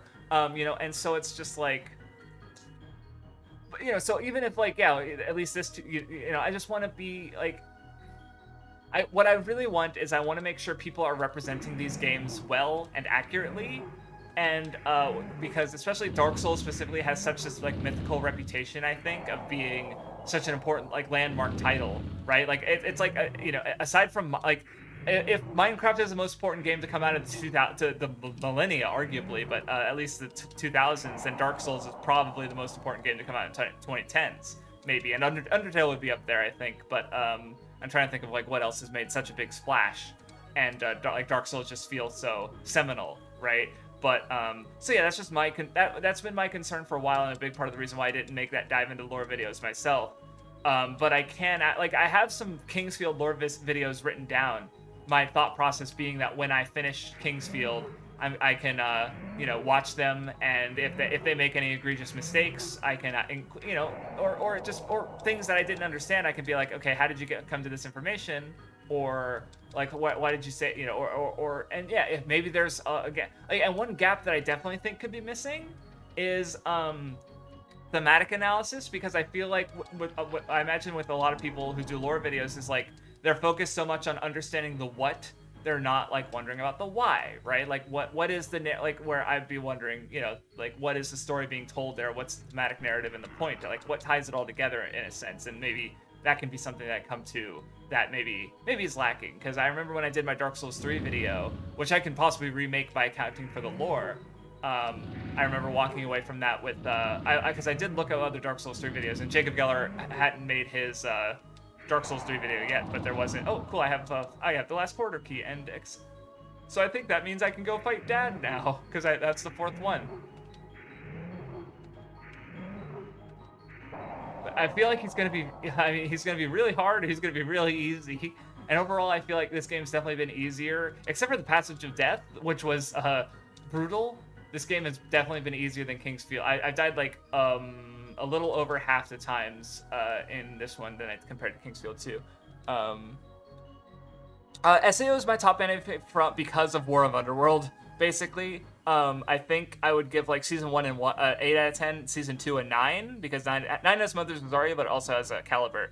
But I think once it L's, I'd have to rewatch it to be sure, because I'm pretty sure starting from Ore no Scale, I gave everything a 9, at least the first time I watched it. And then War of Underworld, I finally gave it 10 because I was just like, I finished it, and it was like, this is one of the best experiences I've ever had with anime. So, oh, that's right. Solaire was the first son of Gwyn. Yeah. I forgot about that theory. Yeah. Oh yeah. Oh, I didn't think about Night Rain having Kingsfield stuff because yeah. One thing I haven't. I remember. So I knew the two things I knew came from other FromSoft games. Where the one was the Moonlight Greatsword, which obviously has been a very, very important part of Kingsfield lore. But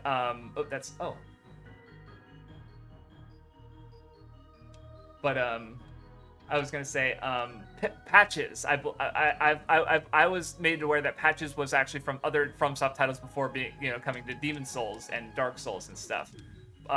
Which I want to say it's Armored Core, maybe, or at least he wasn't, because the Moonlight Greatsword was in the Armored Core games capacity, and my friend mentioned Patch from the Armored Core in some capacity. So I'm not gonna play every single FromSoft game for this series. I'm just playing at least not yet. Merry Christmas, Sneeze. Thank you. But yeah, anyway, to roll it back. Yeah, I don't know. That's one thing I'm definitely excited for, or at least curious about, because after having done these deep dive, and in the progress of doing these deep dives into Kingsfield, and really wanting to pay attention to lore and stuff, like, seeing if there's like more Kingsfield references in the rest of the franchise, the FromSoft games that I wouldn't have caught, because I obviously Seath is obviously another one, because Dragon God Seath in this game of the elements rather than holy, and then versus Seath the Scaleless, which is just it's a shared name. I don't really think there's anything more than that. From my memory, because I do know some of the Dark Souls lore, because again, it's such a everyone talked about it, right? So it's like I feel like I have the best understanding of the story and lore of that game, where with Dark Souls 3 I mostly thought about the endings when I did my video, and not the lore as a whole. So in a way, that could be a big gap in regards to my knowledge. So Patches is an Armored Core guy. Okay, gotcha. Thank you. Because I was aware of him, but I mostly there's got Patch, the good luck. Okay, because he always survives because he leaves his allies to die, I'm guessing, or something like that. Because I just judging based on what I know about Patches from the Souls games, because everybody loves trusty Patches. Like, you can't hate him. He's such a piece of shit. But he's like, you can rely on him being a piece of shit. And especially the one in Dark Souls 3 where he's pretending to be Oswald, and he's like, I'm using your knowledge of Dark Souls game intertextuality to trick you. And it's like, unless you killed it, I love how if you kill the giant first and then get in Patch's trap, he goes, the shock in his voice, and you go back and it's like, hey. He's so, I love him. Oh, I just accidentally I was like, oh, cool, a new area. It's like, no, I just found a secret. Could I have done this the whole time and just skipped? No, there's no way, right?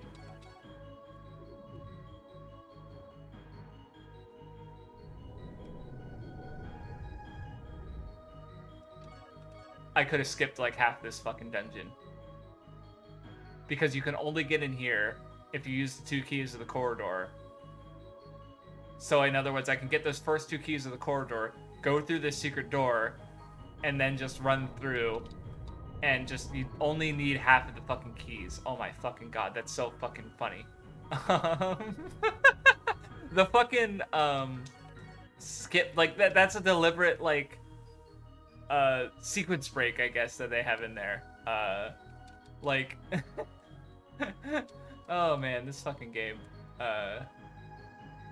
Assuming that first, I guess that secret door just doesn't open. Am I even going the right way? Yeah, okay. I'm just trying to make sure I explore most everything before. Ah! Another gold dragon. Drago Master, it was. That one hurted at least.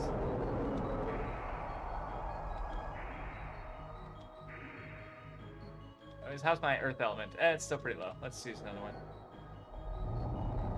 Okay, now it's doing more damage, I guess, or I'm just using it better. Oh, that's just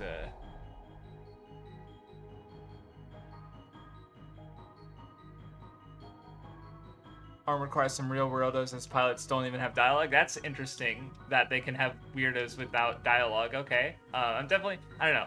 I'll talk about what game franchise. I don't know. Maybe I will be playing Armored Core and the rest of the Mecha FromSoft games after I beat Kingsfield. I don't know. I already said I'm gonna do. Is that 2 dragons? The classic FromSoft. I thought it was a boss, and then it's like, no. Here's like. Ah!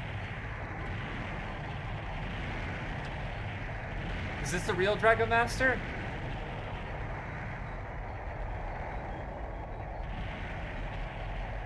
At least they don't do much damage because the Itchius armor goes crazy.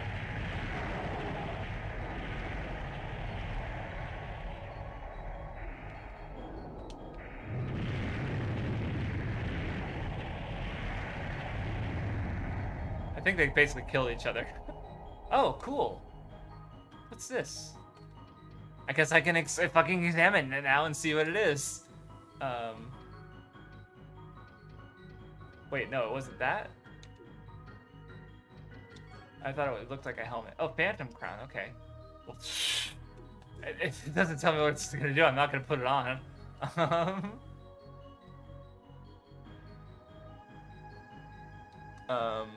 Count 1 is, oh, okay. Oh, the ranked 11th? That's pretty... That's pretty funny. I feel like I've heard of that or something like that, but not that. It just sounds familiar to me for some reason. Maybe I just heard that before and just didn't forgot about it in relation to Armored Core, because it sounds familiar to me. Maybe it was referenced to something else. Like I could see maybe .hack GU referenced it because it also had a tournament arena setting with rankings. So I don't know. I just feel like it sounds familiar, but I don't know how common a thing it is. Okay, well that was that. Oh wait, did I go? Is there something else there that I missed? Oh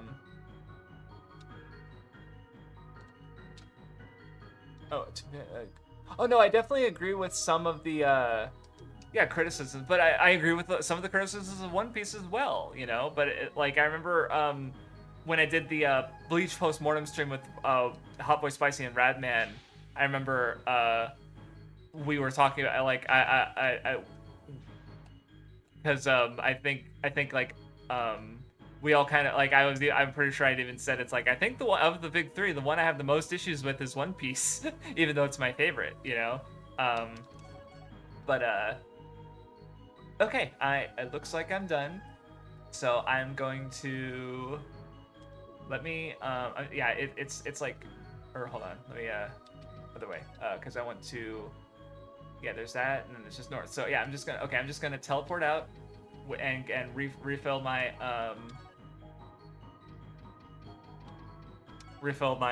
potions and health at the gold fountain, and then I'm gonna go back in and probably beat Mr. Dad Man.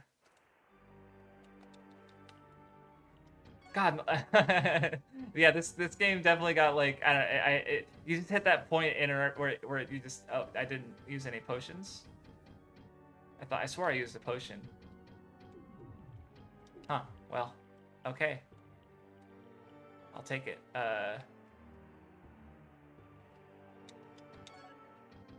All right, let's go beat the game. Oh, so Maddox, it was a Justice Roulette where basically on the Justice server, which is the Weeb Crew server, they do a roulette where basically you say what kind of shows or things you're willing to recommend, and what things you're willing to have recommended to you. And so yeah, someone recommended they wanted me to watch Maddox, so I watched it, and it was not for me. Like, I don't know, I was thinking about just the premise of like guy gets involved in a big thing where a bunch of government guys are chasing him because he has something, like, you know, I was thinking about that, and I was like remembering in the what was it called? I forget. It was a compilation movie. I mostly remember the name of it because it had Memories, which was the Satoshi Kon horror one in space. The second one of that was called Stink Bomb, and it's been a while since I saw it. But from memory, Stink Bomb was basically Maddox, but like more technically impressive and way funnier, because Maddox just like, it wasn't, I don't know, it just didn't really do it for me. Like, yeah, that was my favorite part, was when he got the suit and he accidentally like blasts off, and like he's just causing lots of property damage, and he ends up in a fucking convenience store, and he's like, can I get this one? Can you microwave it for me? And then they're just like, what the fuck? And then he's like outside and he's just eating. Like, that was kind of funny, but other than that, it was just like, it was not for me at all. But I don't know, someone saw my list, and my anime list, and they were like, I'm gonna recommend him this specifically, and I guess they thought I'd like it. But same reason I watched Porco Rosso and a bunch of other things. But that said, I am dropping from the roulette because I just don't have the time to do stuff like that right now, or to write, especially because like one of the aspects that I kind of like about it is writing reviews. So there's like 10 reviews for like on the Justice server that I wrote for like High Bonner Renne, and what were some other ones I did? The Epic of Gilgamesh web novel or webtoon,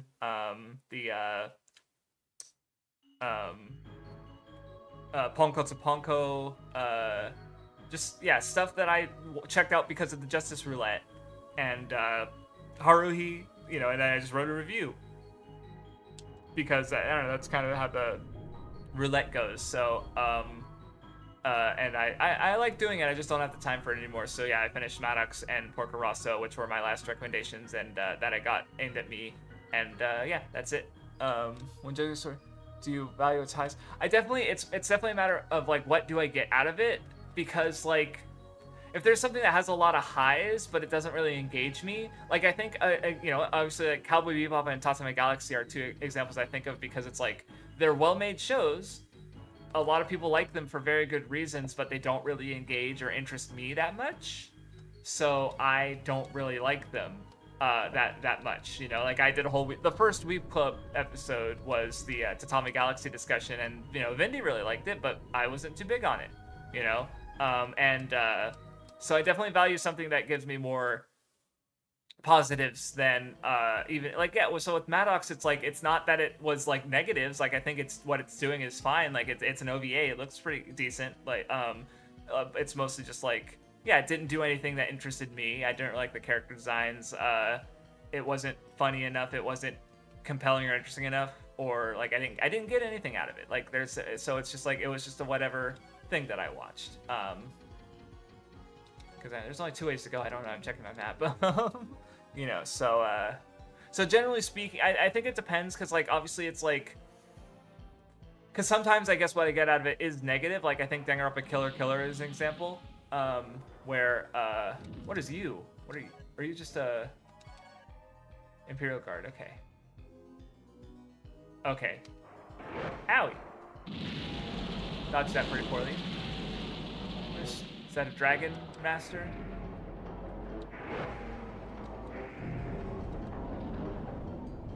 Okay.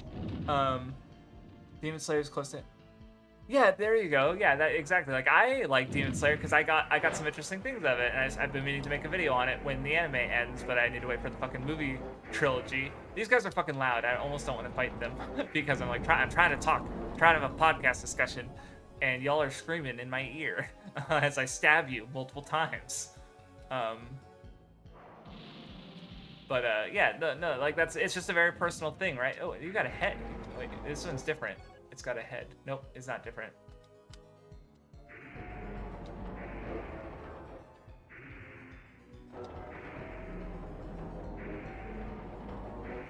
You know, I was thinking like maybe the obviously because there's game balance reasons and changes for like the stamina recovery and stuff. But I was thinking about like it would be interesting to compare the combat and think of that in terms of like characters, like just the fact that like Hauser Forrester was considered a sword master, so it's like, oh, I guess like you could say the core mechanics are representative of like how skilled the characters are basically, but then there's also equipment. So holy shit, you guys do a lot of damage. Oh my god, a lot of damage.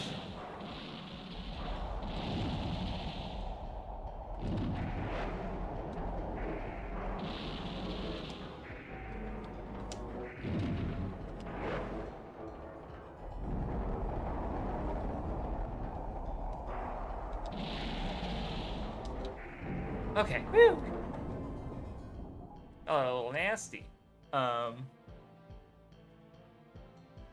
But yeah, no, I completely understand if you gave like Demon Slayer like a low score of that, considering like, yeah, if you don't react to it at all, then like, yeah, and that said, maybe sometimes it's just like a time or place thing. Like in 2022, I was just like not in a good place in my life at that point, so I just like a lot of the things I watched, I watched like Ashina Joe, the anime. It's like it's a story I like, and you know, Shaves has a lot of good arguments as to why it's just like a really good adaptation, but I was just not really interested in what it was doing at all.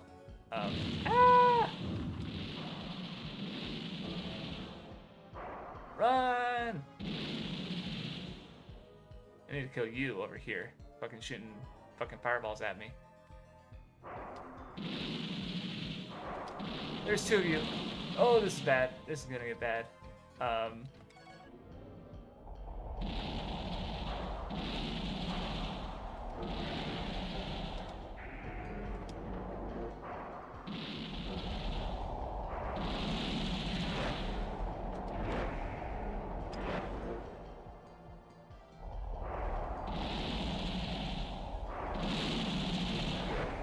Oh my god.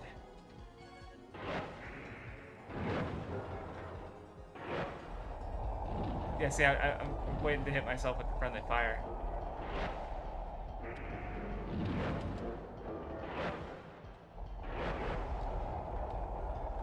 Meteor's kind of... I feel like Meteor's really unreliable. I probably shouldn't be using it. Let's try Vortec.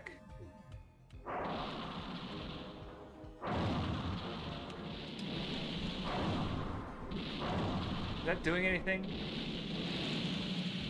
Oh, there's more behind me? Dude, there's so many of these fuckers. Fire never steers me wrong. I'm gonna use fire. No,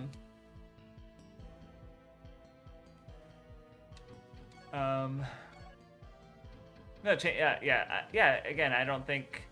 Yeah, I mean, some people do care a lot about mistakes, though, right? So it's again, it's just, I don't know. I think it just depends on what you personally like. Ah. Let me. I have magic ways to heal too. I should probably not. Yeah, I should be dipping in my items. Frankly, I don't need 30 earth herbs. Okay, one down. Two down. Holy shit. Three down. Oh, that's cool. Nice. Woo! Y'all were loud. But I really depends on like, yeah, like, because there's so many different ways to appreciate art. Like one, I was following Mockdown on Twitter for a little while, and one thing that I remember stood out to me is he was talking about Jetman, Chojin Sentai Jetman, which obviously it's like, you know, was one of the earlier Toku shows I watched, and I really liked it. Are they really? They really wanted me to use my silver key. It's fucking like the last dungeon I'm still using. My silver key. Nope, that's the wrong one. And I remember one thing that was mentioned, he was talking about like how he really likes the story and characters and stuff, but like he really doesn't like the robot. And I remember like for a moment being like, huh, because like obviously it's like I'm not really a mecha guy in the sense that I like care about the mechs too much. Like I did a whole Toku month and I'm pretty sure I never talked about any of the robots, right? Like obviously there's designs I go like, yeah, I kind of like that one, but it's not a deal breaker. Like this was a deal breaker to him. The design of the robot was was very important to him, and that's a perfectly fair. Oh, Mock Dent, he was I remember him. He was just he's a Toku commentator. He's done some videos and stuff. I followed him for a little bit. He did in my not Jedben Gridman video. He did a big reference guide where he went through. He only did like 9 out of 12 episodes or so, but he basically explained like every reference to the original Gridman or Superhuman Samurai Cyber Squad in SSSS Gridman, and I linked it in my my video in part because he had a neat observation that I didn't think about, where since they work at the junk store, because Rika is Akane, and so like the junk store is basically like, I mean, it might is that just a crescent axe or is that the new? Since either like maybe Akane. Well, because there's also the revelation in the Gridman Universe movie that Akane's father is the main character from the original Gridman. I don't know if I've ever talked about that anywhere, because obviously that happened after I made my video. Anyway, the point is, another truth class. Cool, that's nice. Oh, wait a minute, is this Dad's stuff? Am I going through Dad's shit? Is that his truth class from his adventure? Is that what that? I didn't even think about that. But anyway, as I was trying to say, is he made a neat observation, and so I made sure to link it because I was sort of building off that observation in my video. But anyway,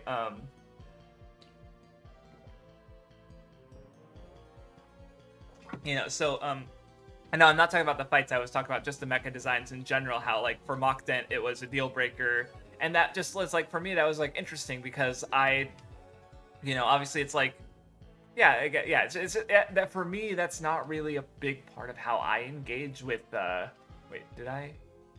Okay, there was nothing here. Yeah, it's not really a big part of how I engage with mecha series or tokusatsu.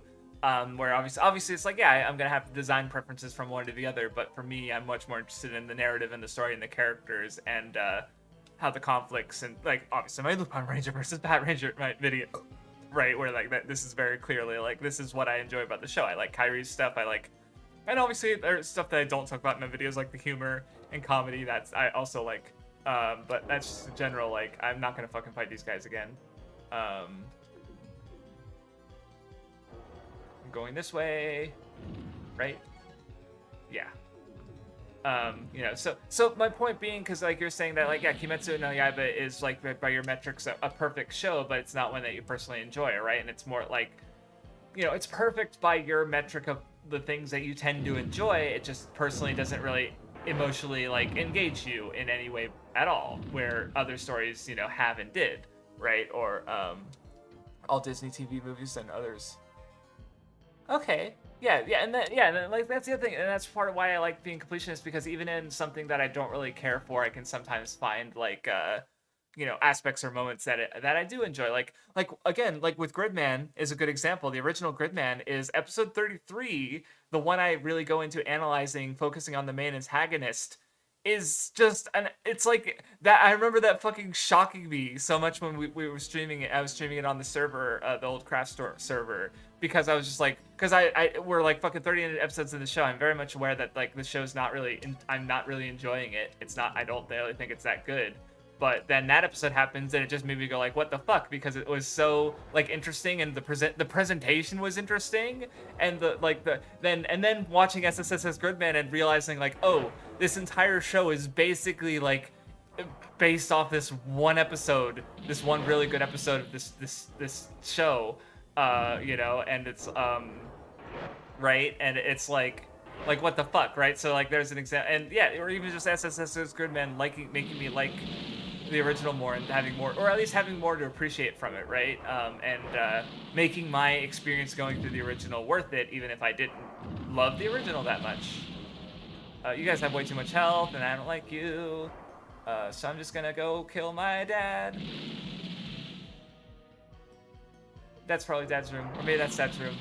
I don't want to go to Dad's room. I'm almost about to like use my map to like avoid the final boss room. I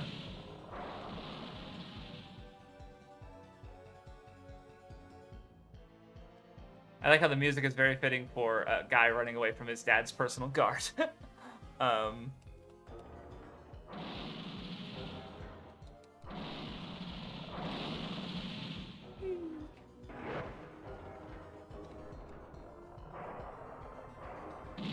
Okay, I saw it throw and I was like, ah.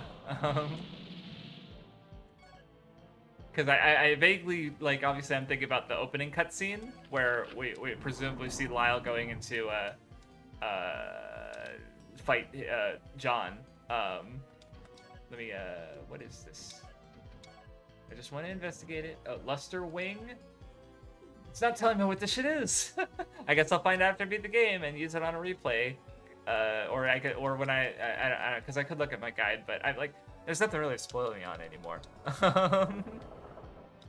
That spell's not gonna hit me. It's gonna hit your Freddy. And I'll go left.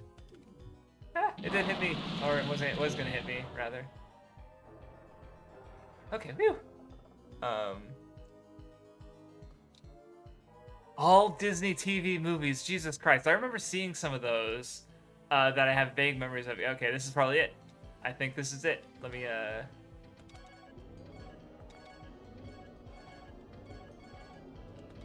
Then... Okay. I think we're...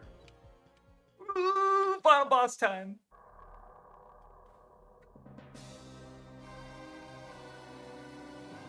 Okay, Dad. Why did you become an evil monster? Undead because you were afraid of dying? No, that's what I mean. Not make mistakes. No, I understood that, but it was more like, it doesn't make. Sorry, I don't know. Oh, okay. Far from perfect otherwise. Yeah, that's fair. Impudent mortal. Okay. He doesn't even recognize his son. Because he doesn't see, like, the fact that he's calling him immortal is like, does he even, what weapon is he using? Huh. Well, I guess I'll find out. Oh, what is this? What? Ah! Jesus! Shadow Dragon, go! Okay. I just wanted to use Truth Pass on you. First, and then... John Alpha Forcer, Swordmaster. Yep, things I know. Well. Oh, fuck! Jesus Christ. Let me use my blessing. Okay, come. Are you gonna let me hit you?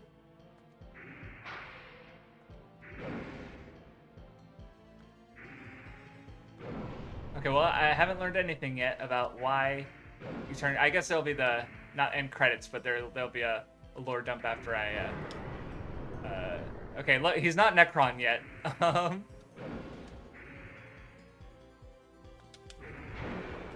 I don't even think he's hit me with his sword. I almost jinxed it.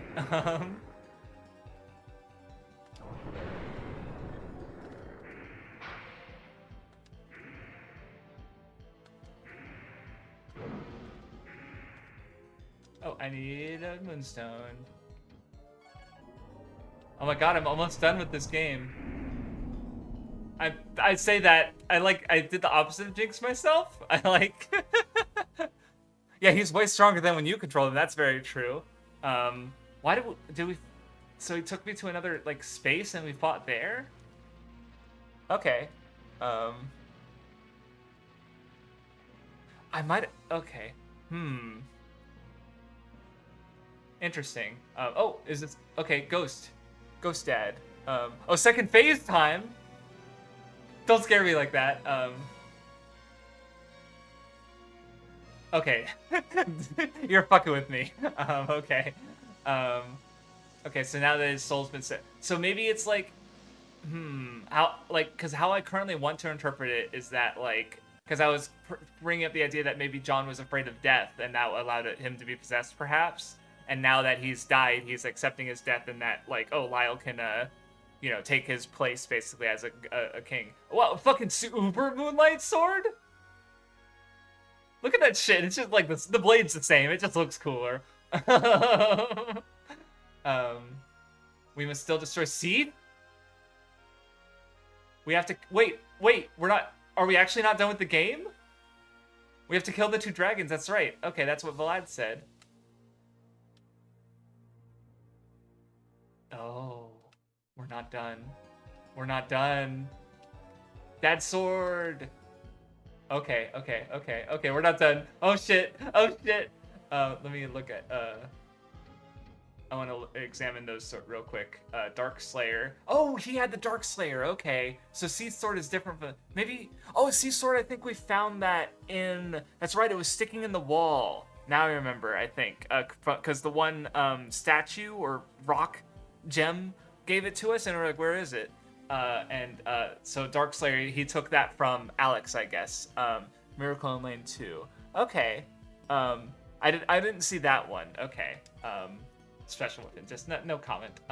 See, oh, that I thought it was gonna raise my. So I expect I'll have to use the Moonlight Sword. Oh yeah, I should actually re-examine the Moonlight Sword. Yep. Okay. Yeah. Okay. Well. So do we go? I guess we go save. That could have killed me. I hit the wrong button. Oops! I accidentally cast my Deadly Dragon spell. I hope there's like a save point in here. Or a fountain, then I can teleport. Yeah. Holy shit. The game's not over. That's cool. I'm glad too, because that would have been a little anticlimactic. I mean, ain't that FromSoft not too abnormal? Like, because obviously, like Demon Souls and Dark. Some people say with Dark Souls, though, I do think Gwen's given me some pause. Gwen has fucked me up a little bit. Yeah, I'm gonna go take a turn. And then, hey, get out of my way.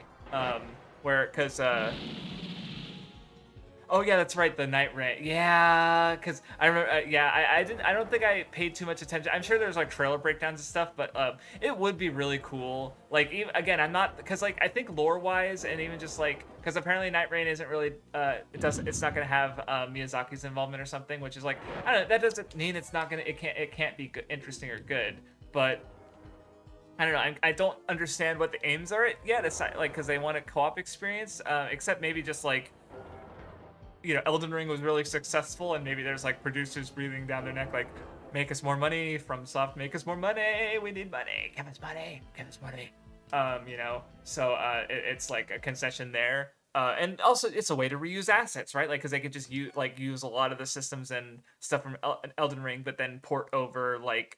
The Nameless King from Dark Souls 3, and a bunch of other cool bosses, you know, and yeah, maybe it would. I mean, that's it. Like, if they were to port over a Kingsfield boss, they'd basically be remaking them from the ground up, because obviously these guys don't really. I mean, it would be really crazy. Dude, if I'm playing Elden Ring Night, because I do think the decision to make it like either one player or three player co-op is weird, and also targeted attack, because I literally have a friend who I've played, like, my experience is playing Dark Souls 2, Dark Souls 3, Sekiro, and Bloodborne for the most part were like we both played these games.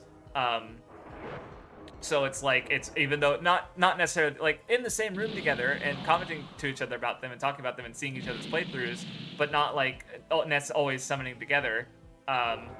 So like the fact that they make a co-op Elden Ring, and then they specifically go like, you can't play it with two players, though, it's like specifically a targeted attack against me and my friend. So that's unfortunate, but it is one player, so I will be playing it on the stream series after I finish Elden Ring and the DLC. But whether it'll be good or not is another thing. But it would be very cool to like, you know, John Alfred Forrester, or like probably with a cool title, and just like, it's him. I'm on the moon. What the fuck? What the fuck? What the fuck? Hold on, I just want to use the truth glass on you. This is Seath, okay.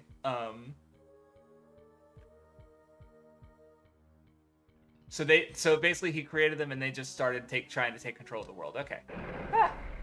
So I should be using, since I'm gonna use the Moonlight Greatsword against you. Holy shit! You're nasty. He's nasty. I'm probably gonna have to go back and get more. And that's not, I was like trying to use my gold potion.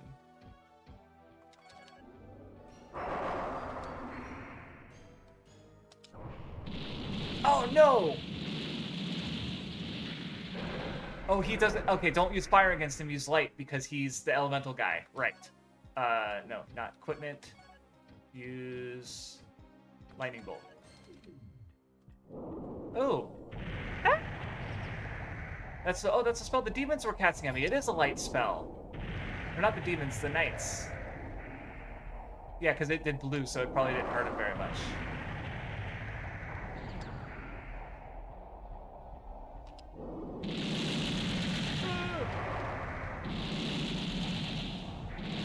Holy shit! This is nuts. What do you do?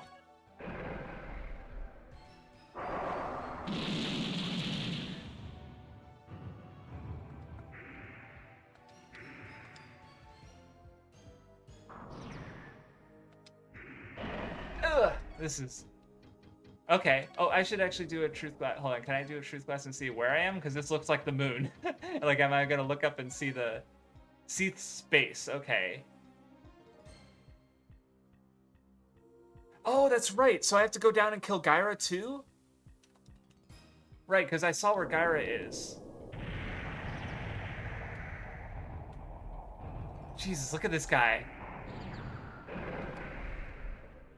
Why do you always kill God in JRPGs?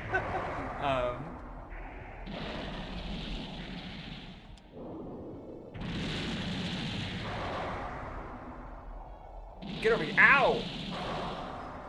Is he like... Oh, this is nuts. Where'd he go? Oh, where? Stop hitting me.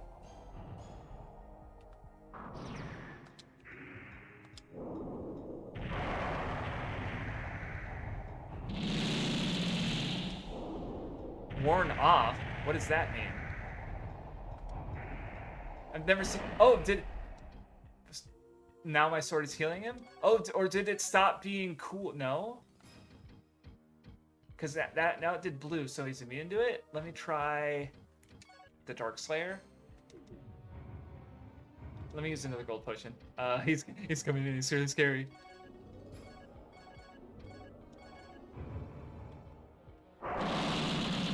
I don't know if that hurt him or I got hurt.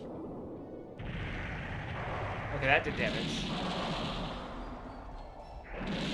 I can't tell if it is... Oh, I got him. Okay. Well, that's good. One down. Unless... That's the end? No, there's Gyra, though.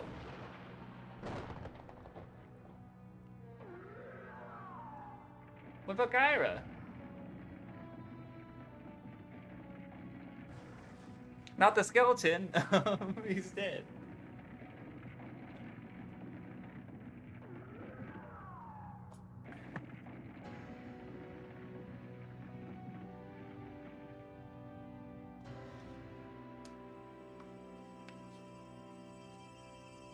Okay, cool. The two swords. I'll try reloading and go to Gyra and see what happens, because maybe it's like...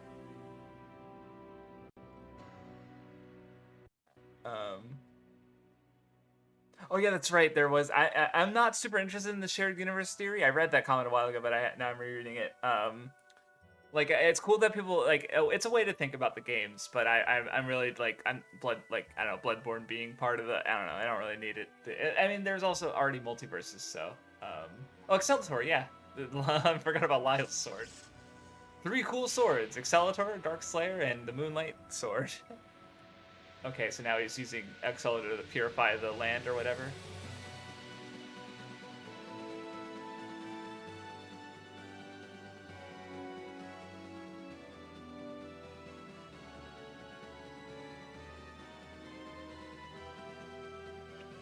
See, because the way it was worded was like, oh, you gotta kill Seath and Gyra, but it's like, do I have to kill Gyra first and then Seath, or do I kill one or the other and that changes the ending? Or do I not actually kill Gyra, and even though I know where he is?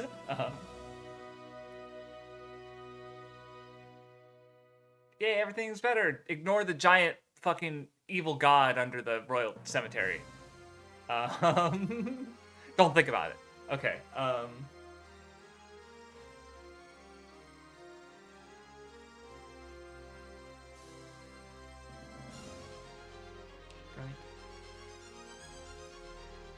Oh, is this Vlad speaking to Lyle? Oh, that's Gyra. That's Seath. Or maybe Gyro's counted as dead because Alex killed him in the last game.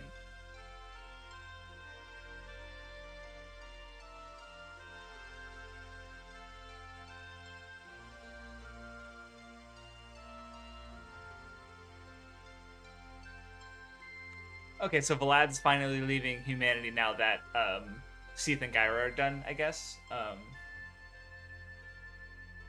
Oh, and he's bringing... Wait, he's bringing Lynn Reinhardt's back? To life. Okay. I mostly saved the world. Again. Maybe. There's still 3 more Kingsfield games, though. But they're not part of the Verdite trilogy, I guess, so... Because there's the, Because technically speaking, there's Kingsfield 4 on the PS2, then there's Kingsfield Additional 1 and 2 on the PSP. I don't imagine they're too connected, but I will play them. But I am going to go back in just out of curiosity because I want to see what happens when you go back to Gyra in the Royal Tomb, and it shouldn't be that hard to get right back to him. And then I also want to look at my item descriptions. I won't read them on stream. That's too much. But at least look at the item descriptions, and then I'll so I can reread them again on my own. Also want to keep an eye out for the dialogue writer. If it's a scenario writer, are those all the writers? That doesn't help me try to figure out who made the funny joke about Harveen getting sent a dog by Aladdin that burnt down half his castle because it was actually a dragon. But if I find the translators, yeah, there we go. Oh, David J. Silvier. Did they just... Wait, Jane Crowley... Those are... Okay, Silveria and Jane Crowley are just character names in the game. So now I'm wondering if... I feel like Lindquist was also... Yeah, Ramo... These are... these are names that just show up in the game. They put themselves in the fucking game. Yeah, that gives me extra reason to play the games in Japanese and see what they were originally like, because that's odd. Unless maybe they named them those characters because they would have worked with...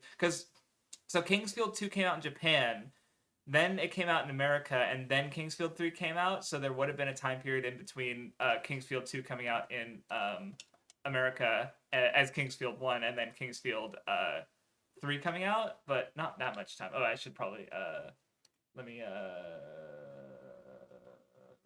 no, close game. I want to reset system. Yeah, okay. All right, one more go through just to check out Gyra and just figure out, because the way it was worded made me think I had to kill both of them. And I thought like, oh cool, we got to fight Seath and Gyra, but then Gyra is not there. Yeah, that's also true. Yeah, no, that was big. Like the first Easter egg was actually someone putting their credit in a game, or at least like something personal that shouldn't have been in there, so to speak, based on the attitude at the time. So yeah. But anyway, I guess to do a little post-mortem, yeah, Kingsfield 3 is definitely my favorite Kingsfield game. Honestly, probably my top 10 in my top 10 of games I played this year. Period. Like, that was a good time. I will definitely be replaying the trilogy. Because whenever I do my Kingsfield lore video, because it'll be what'll happen is I'm gonna play. So next time on Wednesday, I guess, or actually no, that's right. So Saturday. Let me let me go through these real quick. Pixies map. Yeah, I'm not gonna read them. I'm just gonna, because I can just pause it and see if there's anything here that's important to note. I'll read it later off of stream, or because I've been rewatching my yeah. See, this doesn't help me. Because yeah, I just rewatch my streams so that I can write down all the stuff for myself, so that way I can wait, a key to the door, thank you. But yeah, so I'm almost done. Oh wait, no, there's some stuff I stored away. No, it was storage. Yeah.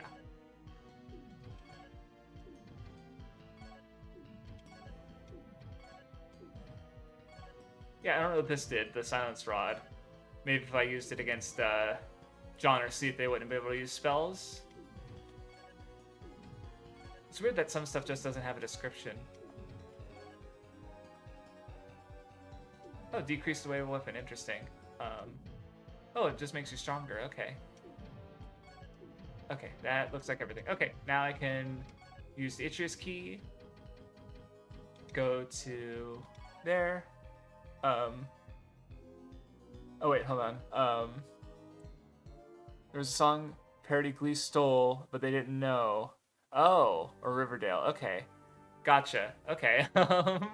Yeah, that's or fuck. You just reminded me of a Family Guy referenced the Star Wars Kid video, and they by playing it in an episode, and then YouTube system took down that video because it was flagged for copyright because of the Family Guy episode, even though obviously it far predated the I don't know. So just add a copyright and credit, yeah, because I definitely need to be better about crediting people for stuff. At least like I for my oh no, this is the wrong way. No, wait. Is this the wrong way? No, it isn't. I just forgot where I was going.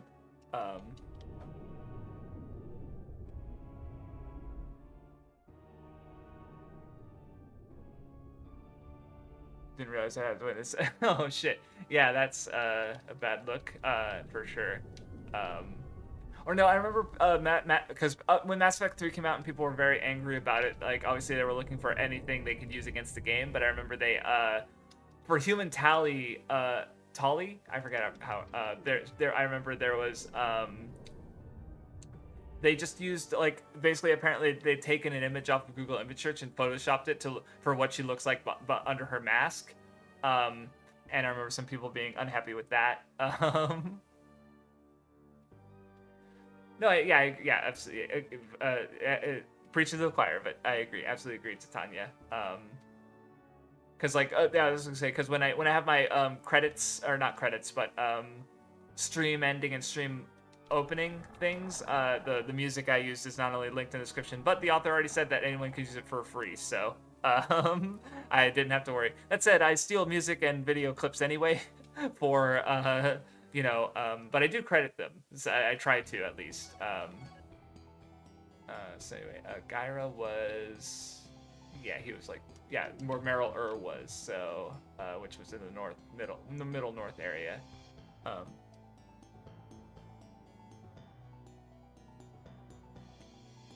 But yeah, anyway, I guess like so my plan is so for the streams. So next time is gonna be so Mathwiz she said she's definitely not gonna be able to do the next what would be the next rank code stream on Saturday. So I will probably be out. I don't know, because part of me is like I want to start Shadow Tower, but also it's like do I want to be super autistic and not start Shadow Tower until next year, or and if so, I'll just do a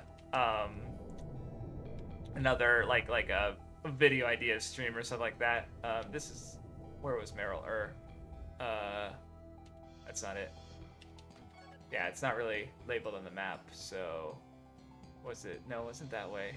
Let me just fuck it. I don't want to spend too much time here because I want to wind down the stream. Okay, no, not that one. Okay, it's the next one over to the west. But yeah, so yeah, we'll find out. So I will be streaming on Saturday because that's when I would have done the Raincoat stream, but I won't be doing it with Mathwiz. So I'll either starting Shadow Tower or doing like a video idea stream or something else to round out the year. And then for these streams, it's going to be Shadow Tower. Then it's going to be after Shadow Tower, it's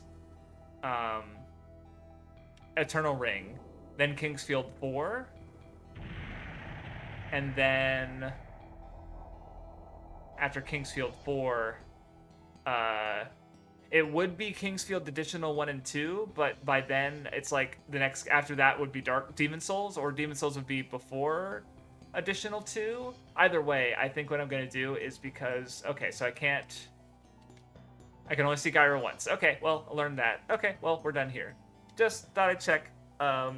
Shadow Tower is a FromSoft. So basically, Shadow Tower is Kingsfield derivative in the same way that like Bloodborne is Dark Souls derivative, in that it's a different setting, and but it still has the same core gameplay of it being a first person, I guess, like, you know, adventure dungeon crawler kind of thing. Apparently it's more horror, or there's more of a horror theme going on to it, but yeah, I'll be playing that next time. And then it's Eternal Ring, then Kingsfield 4, as I was saying. Yeah, I was already saying that. So then would be, I think I'm not as interested in Kingsfield Additional, but I do want to play them. So what I'll probably do is I'll play Demon Souls, and then if Kingsfield Additional 1 is fully translated, I'll play Kingsfield Additional 1. And then I'll play Dark Souls, and then Kingsfield Additional 2.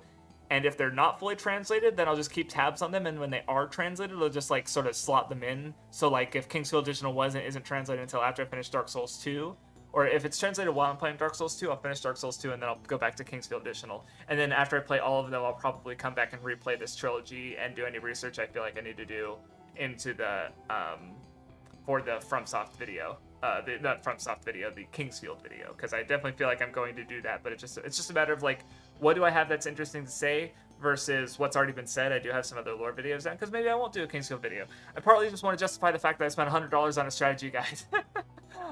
Do you think sports? I think they can be improved when they have a clear vision.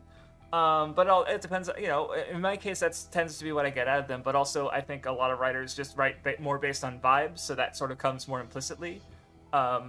More or less everything Sword and Sorcery FromSoft. So it's like, so basically, I guess to quickly summarize all of the quote unquote franchises I'll be playing for this specific series, it's going to be Kingsfield, Shadow Tower, Eternal Ring, Demon Souls, Dark Souls, Bloodborne, Sekiro, Elden Ring. So any games that have those attached to them is my plan to play them. So and obviously anything else that like probably I see Night Rain being the last one. But I also, maybe they'll take longer than I think, and there will be another FromSoft game by the time I finish. And then I've said before, and then on Saturdays it's going to be Rain Code, and then Ace Attorney again. Oh, that's right, I did forget. So, because two other games to account for that will probably take the place, I'll slot again, like with Kingsfield Edition, I'll like slot them in when they're out or finished. Is Tribe 9. And 100 Line, the Kodaka games, because obviously that was my first video game stream series. So, like hypothetically, let's say Tribe 9 comes out in January, so I'll probably finish Shadow Tower, and then I'll play Tribe 9, and then I'll go back to Eternal Ring and Kingsfield 4, as I was saying, where 100 Line is supposed to come out a few months after that. So, but I don't know when Tribe 9 is going to be out, or if it's even a stream, like a game that I'll want to stream. But that's unrelated. That's just like interrupting it because I want to keep up. And then hypothetically, let's say I pick something else for after I finish the Sword and Sorcery FromSoft. Hypothetically, if they come out with another FromSoft game, I'm gonna want to play it, and it'll probably get slotted in somewhere. With again the focus, like Wednesday is gonna be like games I can like chat to, like the FromSoft games I don't need to fully engage with the story every waking moment, right? I can chat with chat, but with like Ace Attorney, I'm gonna want to really focus on the story and engage with the game. So that's like same with not Kingsfield, Rain Code. Like I've been doing that with MathWiz. So that Saturday is gonna be those kind of games, and Wednesday is gonna be this kind of game. So that just a general but I'll be deciding what I'll be streaming next. Probably after I finish. Whichever one I finish first, which is, actually, it could really be either. But I don't know how long the FromSoft is going to go on for, especially if for some games I'll have to play them multiple times. Like Dark Souls 2, I'll have to play them multiple times to fight all the bosses. But I'll be running through them faster, and, but in Ace Attorney, I have no idea how long that's going to take, because they could be long games. So the first one just already took 8 streams. This has been the longest Kingsfield so far at 9 streams. Ace Attorney 1. Probably the shortest one took 8 streams, so those, on average, they're going to be longer games, so, I don't know. Anyway, but yeah, thanks everyone for seeing the finale and spending a bit of your holiday with me as I beat the final game of the Verdite trilogy. It was fun, and I will see y'all next time.